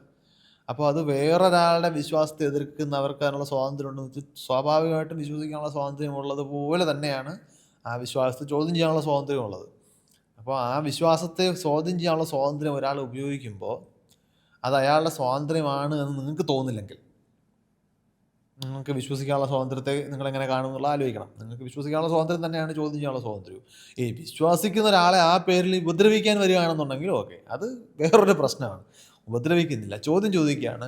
എന്നിട്ട് നിങ്ങൾക്കതിന് മറുപടി കൊടുക്കേണ്ട ആവശ്യമില്ല. നിങ്ങൾക്ക് വേണമെങ്കിൽ അതിനെ ഇഗ്നോർ ചെയ്യാം, അല്ലെങ്കിൽ നിങ്ങൾക്കതിനെ നിങ്ങളുടെ മറുപടി കൊടുത്ത് ആ ചോദ്യത്തെ കൗണ്ടർ ചെയ്യാം. ഇത് രണ്ടും ചെയ്യുന്നതിന് പകരം പൊതുവിൽ വിശ്വാസികൾ ചെയ്യുന്നത് വ്രണപ്പെട്ടു എന്ന് പരാതി പറയലാണ്. അതൊരു വീക്ക്നെസ് ആണെന്ന് മനസ്സിലാക്കിക്കോണം. കാരണം നിങ്ങൾക്ക് മറുപടി ഇല്ലാതെ വരുമ്പോഴാണ് നിങ്ങൾക്ക് വ്രണമുണ്ടാകുന്നത്, നിങ്ങൾക്ക് വികാരം ഉണ്ടാകുന്നത്. അപ്പോൾ വികാരം പേഴ്സണലി എൻ്റെ അടുത്ത് ചോദിച്ചാൽ ഞാൻ പറയുന്നത് ഒരാൾക്ക് വികാരം കൊള്ളിക്കുന്നുണ്ടെങ്കിൽ, ഞാൻ വൈകാരികമായിട്ടല്ല സംസാരിക്കുന്നത്, ഞാനൊരു വസ്തുത പറയുമ്പോൾ നിങ്ങൾക്ക് വികാരം തോന്നുന്നുണ്ടെങ്കിൽ നിങ്ങൾ നിങ്ങളുടെ ആ വിശ്വാസത്തെ ഒന്ന് പുനഃപരിശോധിക്കേണ്ടിയിരിക്കുന്നു. നിങ്ങൾക്ക് അതിനകത്ത് ശക്തമായ ഒരു ന്യായീകരണം ഇല്ലാത്തത് കൊണ്ടാണ് നമുക്ക് വികാരം വരുന്നത്. ഞാൻ പറഞ്ഞല്ലോ, ഇപ്പോൾ എനിക്കറിയാവുന്നൊരു കാര്യം തെറ്റാണെന്ന് 3-4 തവണ ഒരാൾ ആവശ്യപ്പെട്ടാൽ ഞാൻ സമ്മതിച്ചു കൊടുക്കുക ചെയ്യാൻ പോകുന്നത്. എന്നെ അത് വിഷമിപ്പിക്കാനൊന്നും പോകുന്നില്ല, കാരണം എനിക്ക് അതിനോട് അങ്ങനെ വൈകാരികമായിട്ട് അറ്റാച്ച്മെൻ്റ് ഒന്നുമില്ല. പക്ഷേ വിശ്വാസമാണെങ്കിലാണ് ഈ വൈകാരിക അറ്റാച്ച്മെൻറ്റ് വരുന്നത്. അപ്പോൾ അത് അപ്പോൾ ഒരാൾ ചോദ്യം ചെയ്യുമ്പോൾ നിങ്ങൾക്ക് വികാരം വ്രണപ്പെടുന്നതായിട്ട് തോന്നുന്നുണ്ടെങ്കിൽ നിങ്ങളുടെ വിശ്വാസത്തിന് എന്തോ ഒരു ബലക്കുറവുണ്ടെന്ന് മനസ്സിലാക്കി പോകണം. അപ്പോൾ അത് രണ്ടുപേരും അവരുടെ സ്വാതന്ത്ര്യം ഉപയോഗിക്കട്ടെ, അവസാനം എങ്ങോട്ടാണ് പോകുന്നത് എന്നുള്ളത് സ്ഥാനം ഇവോൾവ് ചെയ്തുണ്ടാവട്ടെ. അല്ല, തെളിവ് നയിക്കട്ടെ. അതെ, എല്ലാം നയിക്കട്ടെ. അത് പണ്ട് വൈശാഖേട്ടൻ്റെ ഈ ടോക്കുകൾ തുടങ്ങുന്നതിന് മുന്നേ ഫസ്റ്റ് പ്രസൻറ്റേഷനിൽ ആദ്യം കാണിക്കുന്ന ഒരു ആർട്ടിക്കിൾ കോട്ട് ചെയ്തുകൊണ്ടായിരിക്കും വൈശാഖേട്ടൻ സംസാരിക്കുന്നത്. അത് ഞാനല്ല കോട്ട് ചെയ്തത്, എനിക്ക് തോന്നുന്നത് പല ഫ്രീ തിങ്കിങ് കമ്മ്യൂണിറ്റികൾ അതിനെ ഉപയോഗിച്ചിട്ടുണ്ട്. 51 AH എന്ന് പറയുന്ന ഫണ്ടമെൻ്റൽ ഡ്യൂട്ടീസിൽ പെട്ട spirit of enquiry and scientific temper, ഇതിനെ പ്രോത്സാഹിപ്പിക്കുക എന്ന് പറയുന്നത് ഇന്ത്യക്കാരൻ്റെ ഒരു പ്രാഥമികമായിട്ടുള്ള കടമയാണ് എന്നാണ് നമ്മുടെ ഭരണഘടന പറയുന്നത്. ആണ്. ഇപ്പം വൈശാഖൻ തമ്പി എന്ന് പറയുന്ന വ്യക്തി ഒരു ഈ പറയുന്ന വിശ്വാസങ്ങൾ ഇപ്പോൾ നിലനിൽക്കുന്ന ഒരു വ്യക്തിയായിട്ട് മാറാൻ ശാസ്ത്രം സഹായിച്ചു. അത് വിദ്യാഭ്യാസപരമായിട്ട് വൈശാഖൻ തമ്പി പോയ വഴികൾ കൊണ്ടാവാം, ചിന്താഗതികൾ കൊണ്ടാവാം, ചുറ്റുപാടുകൾ കൊണ്ടാവാം. അപ്പം ഞാൻ ചോദിക്കുന്നത്, അങ്ങനെ വിദ്യാഭ്യാസപരമായിട്ട് ഈ പോയ വഴികളിലൂടെ സഞ്ചരിക്കാൻ പറ്റുന്നൊരു വ്യക്തിയല്ല. അപ്പം അല്ല എങ്കിൽ ഇതേപോലുള്ള ചിന്താഗതിയിലേക്ക് എത്താനായിട്ട് നമ്മൾ എന്ത് ചെയ്യാൻ പറ്റും? അത് അങ്ങനെ ഇപ്പം ഞാൻ എൻ്റെ അക്കാഡമിക് പാത്വേ എന്ന് പറയുന്നത് എനിക്ക് ഫിസിക്സ് എന്ന് പറയുന്ന വിഷയത്തോടുള്ള ഇൻട്രസ്റ്റ് കൊണ്ടുകൂടി സംഭവിച്ചതാണ്. ഈ ബേസിക് ലോജിക്കിലൂടെ കാര്യങ്ങൾ മനസ്സിലാക്കാൻ നിങ്ങൾക്കൊരു പോസ്റ്റ് ഗ്രാജുവേഷൻ്റെ ആവശ്യമൊന്നുമില്ല. ലോജിക്കലായിട്ട് ചിന്തിക്കുക എന്ന് പറയുന്നത് ഒരു ട്രെയിനിങ്ങിൻ്റെ ഭാഗമാണ്. അതിന് വലിയൊരു തീർച്ചയായിട്ടും അതിനകത്ത് നമുക്ക് വലിയ സാമ്പത്തിക ബാധ്യതകളിൽ ജനിച്ച് വളരുന്ന ഒരാളാണെങ്കിൽ അന്നന്നത്തെ അന്നത്തിനുള്ള ഓട്ടത്തിൽ ചിലപ്പോൾ അത് ഒരുപാട് വായിക്കാനും അന്വേഷിക്കാനും സമയം കിട്ടിക്കൊള്ളണമെന്നില്ല. അത് നമുക്ക് അവഗണിച്ചിട്ട് കാര്യം പറയുന്നതിൽ കാര്യമില്ല. എന്തായാലും അത്തരം സാഹചര്യങ്ങൾ എല്ലാവർക്കും ഒരേപോലുള്ള സാഹചര്യങ്ങൾ ഉണ്ടായിക്കൊള്ളുന്നില്ല. ഇപ്പം ഞാൻ പറയുന്നത് പക്ഷേ ഫിസിക്സിൽ പോസ്റ്റ് ഗ്രാജുവേഷൻ എടുക്കുക പോലുള്ള അങ്ങനെ ഒരു വലിയ അക്കാഡമിക് അഭ്യാസത്തിൻ്റെ ഒന്നും ആവശ്യമില്ല. നമ്മൾ പല അന്ധവിശ്വാസങ്ങളെയും തെറ്റാണെന്ന് മനസ്സിലാക്കുന്നത്. അത് നമ്മുടെ ബേസിക് ധാരണകളിൽ നമ്മൾ എങ്ങനെ ചിന്തിക്കണം, ലോകത്തെ എങ്ങനെ മനസ്സിലാക്കണം എന്നുള്ളൊരു ബേസിക് ട്രെയിനിങ്ങിൻ്റെ ഭാഗമാണ്. അത് ഒരുപക്ഷെ നമ്മുടെ വിദ്യാഭ്യാസത്തിൻ്റെ ഭാഗമായിട്ട് കിട്ടിക്കോളും. ഇപ്പം ഞാൻ കോളേജ് പഠിച്ചുകൊണ്ട് മാത്രം കിട്ടുകയാണ്. എൻ്റെ കൂടെ പാരലായിട്ട് പോസ്റ്റ് ഗ്രാജുവേഷൻ എടുത്ത ആൾക്കാർ നല്ല ഒന്നാം തരം അന്ധവിശ്വാസികളുമുണ്ട്. അപ്പോൾ അതുകൊണ്ട് ഞാൻ പഠിച്ച വിഷയത്തിൻ്റെ ഒരു ഇൻഹെറൻറ്റ് മെറിറ്റൊന്നും അല്ല അത് നമ്മൾ ലോകത്തെ എങ്ങനെ കാണാൻ പഠിച്ചു എന്നുള്ളതിൻ്റെ ഒരു ട്രെയിനിങ് എന്ന് ഉദ്ദേശിക്കുന്നത് നമ്മുടെ എക്സ്പീരിയൻസ് നമ്മൾ മോൾഡ് ചെയ്യപ്പെട്ടു എന്നുള്ളതാണ്. നമ്മൾ ലോകത്തെ കണ്ടത്, മറ്റുള്ളവരെങ്ങനെ കാണുന്നു എന്ന് നിരീക്ഷിച്ചത്, അങ്ങനെയുള്ള ഒരുപാട് ഘടകങ്ങൾ അതിനകത്ത് കോൺട്രിബ്യൂട്ട് ചെയ്തിട്ടുണ്ടാവും. അപ്പോൾ ഇപ്പോൾ PhD എടുക്കേണ്ട ആവശ്യമൊന്നുമില്ല. അങ്ങനെ എടുത്തത് കൊണ്ട് നിങ്ങൾക്ക് അങ്ങനെ ഒരു മാറ്റം ഉണ്ടാകുമെന്ന് ഗ്യാരണ്ടി ഇല്ല. അപ്പോൾ ഒരു ഹൗ ടു തിങ്ക് എന്ന് പറയുന്നത് നമ്മൾ മനസ്സിലാക്കേണ്ടത്. ഇതിൻ്റെ അവയർനെസ്സാണ് ആവശ്യം. തെളിവുകളുടെ അടിസ്ഥാനത്തിൽ, അനുഭവവേദ്യമായിട്ടുള്ള തെളിവുകളുടെ അടിസ്ഥാനത്തിൽ ലോജിക്കലി കൺസിസ്റ്റൻ്റായിട്ട് എല്ലായിടത്തും ഒരുപോലെ ബാധകമാകുന്ന നിലവിലുള്ള മറ്റ് അറിവുകളോട് മാച്ചായി പോകുന്ന തരത്തിലുള്ള നോളജ്, അതിനെ ഐഡൻറ്റിഫൈ ചെയ്യാനുള്ളൊരു ബേസിക് കഴിവാണ് നമ്മൾ ഉണ്ടാക്കിയെടുക്കേണ്ടത്. അതത്ര വലിയൊരു ബാലികേറ മലയല്ല. പക്ഷേ നമ്മുടെ സമൂഹത്തിൽ നിന്നും താനേ അത് ഉണ്ടായി വരില്ല എന്നേ ഉള്ളൂ. നമ്മൾ മനഃപൂർവ്വം പഠിച്ചെടുക്കണം. കുട്ടികളിലേക്ക് മതപഠനങ്ങൾ എത്തുന്നതിൽ ഇപ്പം വൈശാഖൻ തമ്പി എന്ന് പറയുന്ന വ്യക്തിക്ക് ഒരു നിയമത്തിൽ മാറ്റം വരുത്താൻ സാധിച്ചാൽ ഇപ്പം ഈ കുട്ടികൾക്ക് മതപഠനം എന്നുള്ളൊരു വിഷയത്തിലെ എങ്ങനെ മാറ്റാൻ സാധിക്കും? ഞാൻ അതിനകത്ത് മറുപടി പറയാൻ എനിക്കറിയില്ല. കാരണം ഒരു നിയമം ഉണ്ടാക്കുക എന്ന് പറയുന്നത് അതിൻ്റെ പ്രോസസ്സ് എങ്ങനെയാണ്, എത്രത്തോളം ഫീസിബിളാണെന്ന് പറയുന്നത് ഞാനൊരു ആംചെയറിലിരുന്ന് ആലോചിക്കേണ്ട കാര്യമല്ല. അതൊരു ഭയങ്കര പൊളിറ്റിക്കൽ ഡെസിഷനാണ്. മതപഠനം നിരോധിക്കുക, മതപഠനം ആവശ്യമില്ല എന്നുള്ള കാര്യമൊക്കെ ഞാൻ കൺവിൻസ്ഡ് ആയിട്ടുള്ള കാര്യമാണ്. പക്ഷെ ഹൗ ടു ഡു ഇറ്റ് എന്ന് പറയുന്നത് അത് പറയാനുള്ള വിവരം എനിക്കില്ല. അതാണ് കാര്യം. കാര്യം അതിനുള്ളൊരു എക്സ്പീരിമെൻ്റൽ സ്റ്റഡി എന്ന് പറഞ്ഞാൽ ഞാൻ വീഡിയോയിൽ കണ്ടതാണ്. ഇപ്പം കുറേ ഒരു ഗ്രൂപ്പ് കുട്ടികളിലേക്ക് കുറച്ച് പാമ്പുകളെ ഇട്ട് കൊടുത്തു കഴിഞ്ഞാൽ, വിഷപ്പാമ്പുകളല്ല, ഞാൻ പറഞ്ഞാൽ വിഷപ്പാമ്പുകളല്ലാത്തതിനെ ഇട്ട് കൊടുത്തു കഴിഞ്ഞാൽ ഇവരാരും പേടിക്കില്ല. ഇവരാ പാമ്പുകളെ വെച്ച് കളിക്കും. അതേസമയം ആ കുട്ടികളുടെ അമ്മയ്ക്കും അച്ഛനുമായിരിക്കും പേടി ഉണ്ടാകുന്നത്. അപ്പോൾ ഇതേപോലെ തന്നെയാണ് ഈ ഭയം പഠിപ്പിച്ചു കൊടുക്കുന്ന പോലെ തന്നെയാണ് ഈ കുട്ടികളിലേക്ക് മതം, അല്ലെങ്കിൽ മതത്തിൻ്റെതായ പേടികൾ, അങ്ങനെയുള്ള കാര്യങ്ങൾ, അവരുടെ ആ ചട്ടക്കൂടുകൾ അവരിലേക്ക് ഇഞ്ചക്ട് ചെയ്യുമെന്ന് വേണമെങ്കിൽ പറയാം. അല്ല, പറഞ്ഞതൊരു ഇച്ചിരി സിംപ്ലിസ്റ്റിക് ആയിട്ടുള്ള, ഒരു ഓവർ സിംപ്ലിഫൈഡ് ആയിട്ടുള്ള ഒരു ഉപമയാണ്. കാരണം പാമ്പിനോടുള്ള പേടി പഠിച്ചെടുക്കുന്നത് പോലെ അല്ല മനുഷ്യൻ റിലീജിയോസിറ്റി പഠിച്ചെടുക്കുന്നത്. നമ്മൾ ഏത് മതത്തിൽ പ്രാക്ടീസ് ചെയ്യുന്നു എന്നുള്ളത് ചിലപ്പോൾ നമ്മൾ പഠിച്ചെടുക്കുന്നതായിരിക്കും. പക്ഷെ മതപരമായിട്ട് ചിന്തിക്കാനുള്ള പ്രവണത നമുക്ക് ഇൻബോൺ ആയിട്ടുള്ളതാണ്. അത് നമ്മൾ മതങ്ങളെക്കുറിച്ച് കേൾക്കാതെ പഠിച്ചാലും ഒരുപക്ഷെ വീഴും. നമ്മൾ വേറെ പുതിയ മതങ്ങളൊക്കെ എങ്ങനെയാണ് ഉണ്ടാകുന്നത്? വേറെ മതങ്ങളിൽ കേട്ട് മതം ഉണ്ടെന്ന് അറിഞ്ഞ് ഉണ്ടാകുന്നതല്ലല്ലോ. ഇതൊക്കെ പാരലലി ലോകത്ത് പലയിടങ്ങളിലും അത് ഉണ്ടായിട്ടുണ്ട്. കാരണം നമ്മൾ സംഘം ചേരാനുള്ള ന്യായമായിട്ട് ഒരു നല്ല ടൂളാണ് മതം എന്ന് പറയുന്നത്. മനുഷ്യൻ സംഘമായിട്ട് വളർന്ന കൂട്ടത്തിൽ വലിയ സംഘങ്ങൾ രൂപീകരിക്കാനുള്ളൊരു മാർഗമായിട്ടാണ് പലപ്പോഴും മതം പ്രവർത്തിച്ചിട്ടുള്ളത്. അതിൻ്റെ ഫലങ്ങളാണ്, അതിൻ്റെ മറുവശമാണ് ഇന്ന് കൂടുതൽ പ്രസക്തമാവുകയും നമുക്ക് പ്രശ്നങ്ങൾ ഉണ്ടാക്കുകയും ചെയ്യുന്നത് എന്നേ ഉള്ളൂ. അപ്പോൾ പാമ്പിനോടുള്ള പേടി പോലെ ഒരു ഗ്രൗണ്ടഡ് അല്ലെങ്കിൽ ലേണഡ് എക്സ്പീരിയൻസ് അല്ല മതം എന്ന് പറയുന്നത്. അതല്ലെങ്കിൽ നമ്മൾ അതിൽ വീഴാനുള്ള സാധ്യത. നമ്മൾ അതിനെ കൗണ്ടർ ചെയ്യാനാണ് പഠിക്കേണ്ടത്. ഏകദേശം നമ്മുടെ ടോപ്പിക്കുകളും ക്വസ്റ്റ്യൻസ് എല്ലാം തീർന്നു. ഇപ്പോൾ ഞാൻ കുറച്ച് Q&A ക്വസ്റ്റ്യൻസ് പണ്ട് വൈശാഖേട്ടൻ പോയിട്ട് ആ ഇൻ്റർവ്യൂകളിൽ അല്ലെങ്കിൽ പബ്ലിക്കായിട്ട് സംസാരിക്കുമ്പോൾ ആളുകൾ ചോദിച്ച വളരെ ഇൻട്രസ്റ്റിംഗ് ആയിട്ടുള്ള കുറച്ച് ചോദ്യങ്ങൾ മാത്രം പിക്ക് ചെയ്തെടുത്തിട്ടുണ്ട്. അപ്പോൾ അതിൽ പണ്ട് ഒരു 4 വർഷം മുന്നുള്ള വീഡിയോയിലാണെന്ന് തോന്നുന്നു ഒരാൾ ചോദിച്ചത്, പല വർഷങ്ങളും ദൈവവിശ്വാസിയായി ഇരുന്ന ഒരാൾ എന്തൊക്കെയോ പല കാരണങ്ങൾ കൊണ്ട് യുക്തിവാദിയാവുന്നു. പിന്നീട് ജീവിതത്തിൽ എന്തോ അനുഭവങ്ങൾ ഉണ്ടായതിനു ശേഷം വീണ്ടും ദൈവവിശ്വാസിയായി മാറിയാൽ ഇത് ഏത് കോഗ്നിറ്റീവ് ബയാസിൽ ഉൾപ്പെടുത്താം? അപ്പോൾ അയാളൊരു റാഷണലായ വ്യക്തിയാണോ എന്ന് 4 വർഷം മുന്നേ 4 6 വർഷം മുന്നുള്ളൊരു വീഡിയോയിൽ ഒരാൾ Q&Aയിൽ ചോദിച്ച ക്വസ്റ്റ്യനാണ്. അത് ഞാൻ പറഞ്ഞില്ലേ, റാഷണൽ ആയിട്ടുള്ള മനുഷ്യരെന്ന് പറയുന്ന ഒരു സംഗതി, അതായത് പെർഫെക്റ്റ്ലി റാഷണൽ ആയിട്ടുള്ള മനുഷ്യനെന്ന് പറയുന്ന സംഗതി ഇല്ല. പെർഫെക്റ്റ്ലി അന്ധവിശ്വാസിയും ഇല്ല. നമ്മൾ കുറേ സ്ഥലങ്ങളിൽ നമ്മൾ റാഷണലായിട്ട് യുക്തി ഉപയോഗിച്ച് ചിന്തിക്കും, ചിലയിടങ്ങളിൽ നമ്മളല്ലാതെ ചിന്തിച്ച് പോകും. അത് ഒരു നമ്മൾ മനഃപൂർവ്വം ഉള്ള എഫർട്ട് കൊണ്ടോ ഒക്കെ പതിയെ പതിയെ കൂടുതൽ സാഹചര്യങ്ങളിലേക്ക് ആ റാഷണാലിറ്റി വ്യാപിപ്പിക്കുക എന്ന് മാത്രമേ നമുക്ക് പറയാൻ പറ്റുള്ളൂ. അപ്പോൾ അതുകൊണ്ട് തന്നെ ഒരാളിപ്പം നിരീശ്വരവാദിയായ ഒരാൾ നാളെ വിശ്വവിശ്വാസിയാകുന്നു പറഞ്ഞാൽ അയാൾ എങ്ങനെ നിരീശ്വരവാദിയായി എന്നുള്ളതൊക്കെ ഭയങ്കര പ്രധാനപ്പെട്ട ചോദ്യങ്ങളാണ്. എല്ലാവരും ഒരുപോലല്ല നിരീശ്വരവാദികളാകുന്നത്, പല കാരണങ്ങൾ കൊണ്ടാണ്. ഇപ്പോൾ പഴയ ഒരു സിനിമയിൽ ശ്രീനിവാസൻ്റെ ഒരു ക്യാരക്ടർ പറയുന്നുണ്ടല്ലോ, അച്ഛൻ സിനിമയ്ക്ക് പൈസ കൊടുക്കാത്തതുകൊണ്ട് പോയി നക്സലൈറ്റ് ആയി എന്ന് പറഞ്ഞതുപോലെ. അല്ല, നക്സലിസം എന്ന് പറയുന്ന ആശയമല്ല നക്സലൈറ്റ് ആക്കിയത്, സിനിമയ്ക്ക് പൈസ കിട്ടാത്തതുകൊണ്ടാണ്. അപ്പം ചിലപ്പോൾ ദൈവത്തോടുള്ള ദേഷ്യം കൊണ്ട് നിരീശ്വരവാദിയായവരൊക്കെ ഉണ്ട്. അത് കുറച്ച് കഴിയുമ്പോഴത്തേക്കും നമ്മൾ വീക്കാവുമ്പോൾ നമ്മളെല്ലാ ഏജിലും ഒരുപോലെ അല്ലല്ലോ, കുറച്ച് ശാരീരിക ബുദ്ധിമുട്ടുകളും ഒക്കെ വരുമ്പോൾ നമുക്ക് ഇൻസെക്യൂരിറ്റീസൊക്കെ വളരുമ്പോൾ നമുക്ക് ദൈവം എന്ന് പറയുന്ന സങ്കല്പത്തെക്കുറിച്ച് എത്രത്തോളം ക്ലാരിറ്റി ഉണ്ട്, അതൊക്കെ വളരെ പ്രധാനപ്പെട്ട ചോദ്യമാണ്. വലിയ ക്ലാരിറ്റി ഒന്നുമില്ല, പഴയ ദേഷ്യത്തിലൊക്കെ ചെറുപ്പത്തിൻ്റെ തിളപ്പിൽ നിരീശ്വരവാദിയാണെന്നുണ്ടെങ്കിൽ വളരെ പെട്ടെന്ന് തിരിച്ച് ഈശ്വരവിശ്വാസിയായി മാറും.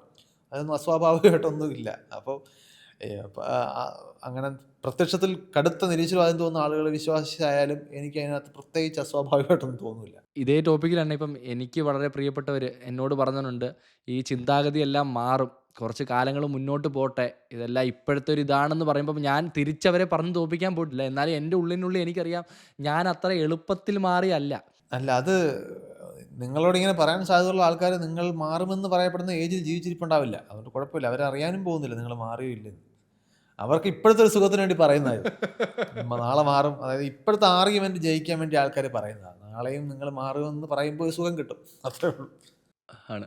അല്ല, അപ്പം എൻ്റെ ഉള്ളിനുള്ളിൽ എനിക്കറിയാം ഞാൻ അത്ര എളുപ്പത്തിലല്ല മാറിയത്. ഞാനത് മാറാൻ വേണ്ടി കുറേ കഷ്ടപ്പെട്ടു. എൻ്റെ ജീവിതത്തിൻ്റെ ഒരു വലിയ സ്ട്രഗിളായിരുന്നു ആ ഒരു ചേഞ്ച് എന്ന് പറയുന്നതെന്ന് എനിക്കുള്ളിലറിയാം. അത് എനിക്കും പറയാൻ പറ്റും, ഞാനും അങ്ങനെ എളുപ്പത്തിൽ മാറിയതല്ല. കാരണം ഞാനിത് മാറാതിരിക്കാൻ പരമാവധി നോക്കിയിട്ടും മാറിപ്പോയ ആളാണ്.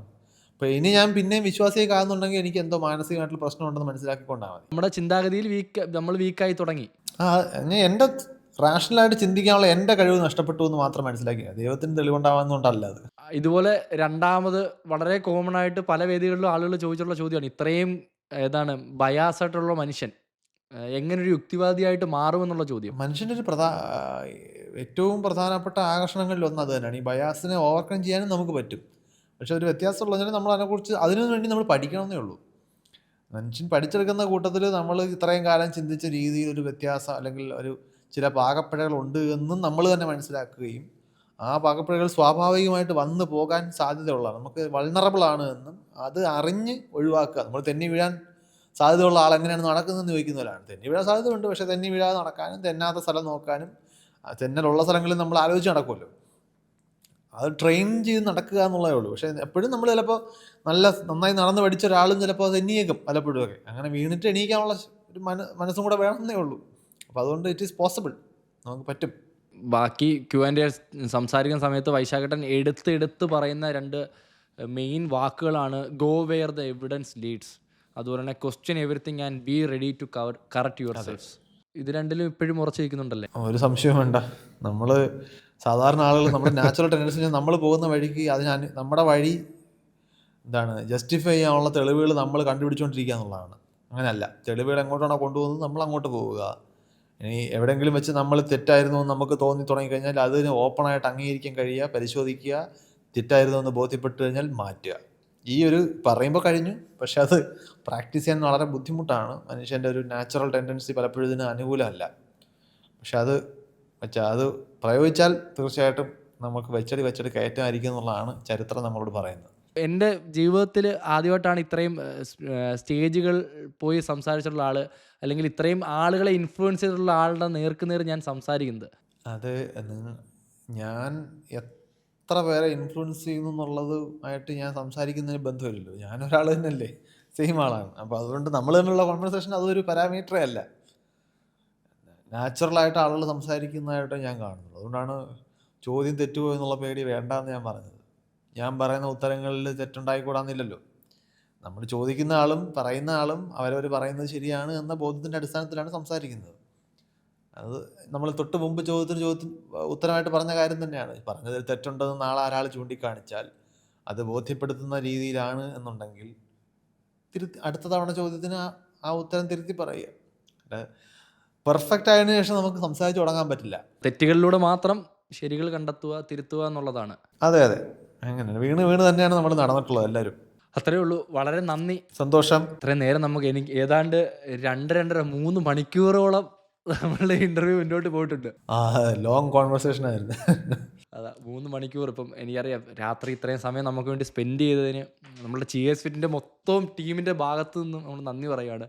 പക്ഷേ ഉള്ളുകൊണ്ട് പലർക്കും അഭിപ്രായ വ്യത്യാസങ്ങളുണ്ട് ഈ ഇൻ്റർവ്യൂ മൊത്തം തീരുന്ന സമയത്ത്. അല്ല അത് ഇല്ലെങ്കിൽ എന്തോ അസ്വാഭാവികത ഉണ്ടെന്നേ. എല്ലാവർക്കും നമ്മൾ പറയുന്നതെല്ലാം സമ്മതിച്ചു തരുന്ന ആളുകളാണ് ചുറ്റും എന്നുണ്ടെങ്കിൽ എന്തോ കുഴപ്പമുണ്ട്. ആ കാര്യം ഈ തെയ്യത്തിനെ പറ്റി ശക്തമായിട്ട് സംസാരിച്ച ആളുടെ കൈകളിലും ശരീരത്തിലെല്ലാം തെയ്യത്തിൻ്റെ ടാറ്റു ഒക്കെ ഉണ്ട്. അപ്പം അങ്ങനെയൊക്കെയുള്ള തമ്മിലുള്ള ചെറിയ ആശയ പ്രശ്നങ്ങൾ ഉണ്ടെങ്കിലും നമ്മൾ ഉള്ളിൻ്റെ ഉള്ളുകൊണ്ട് വളരെ നന്ദി പറയുകയാണ് നമുക്ക് വേണ്ടി ഇത്രയും ടൈം സ്പെൻഡ് ചെയ്തത്.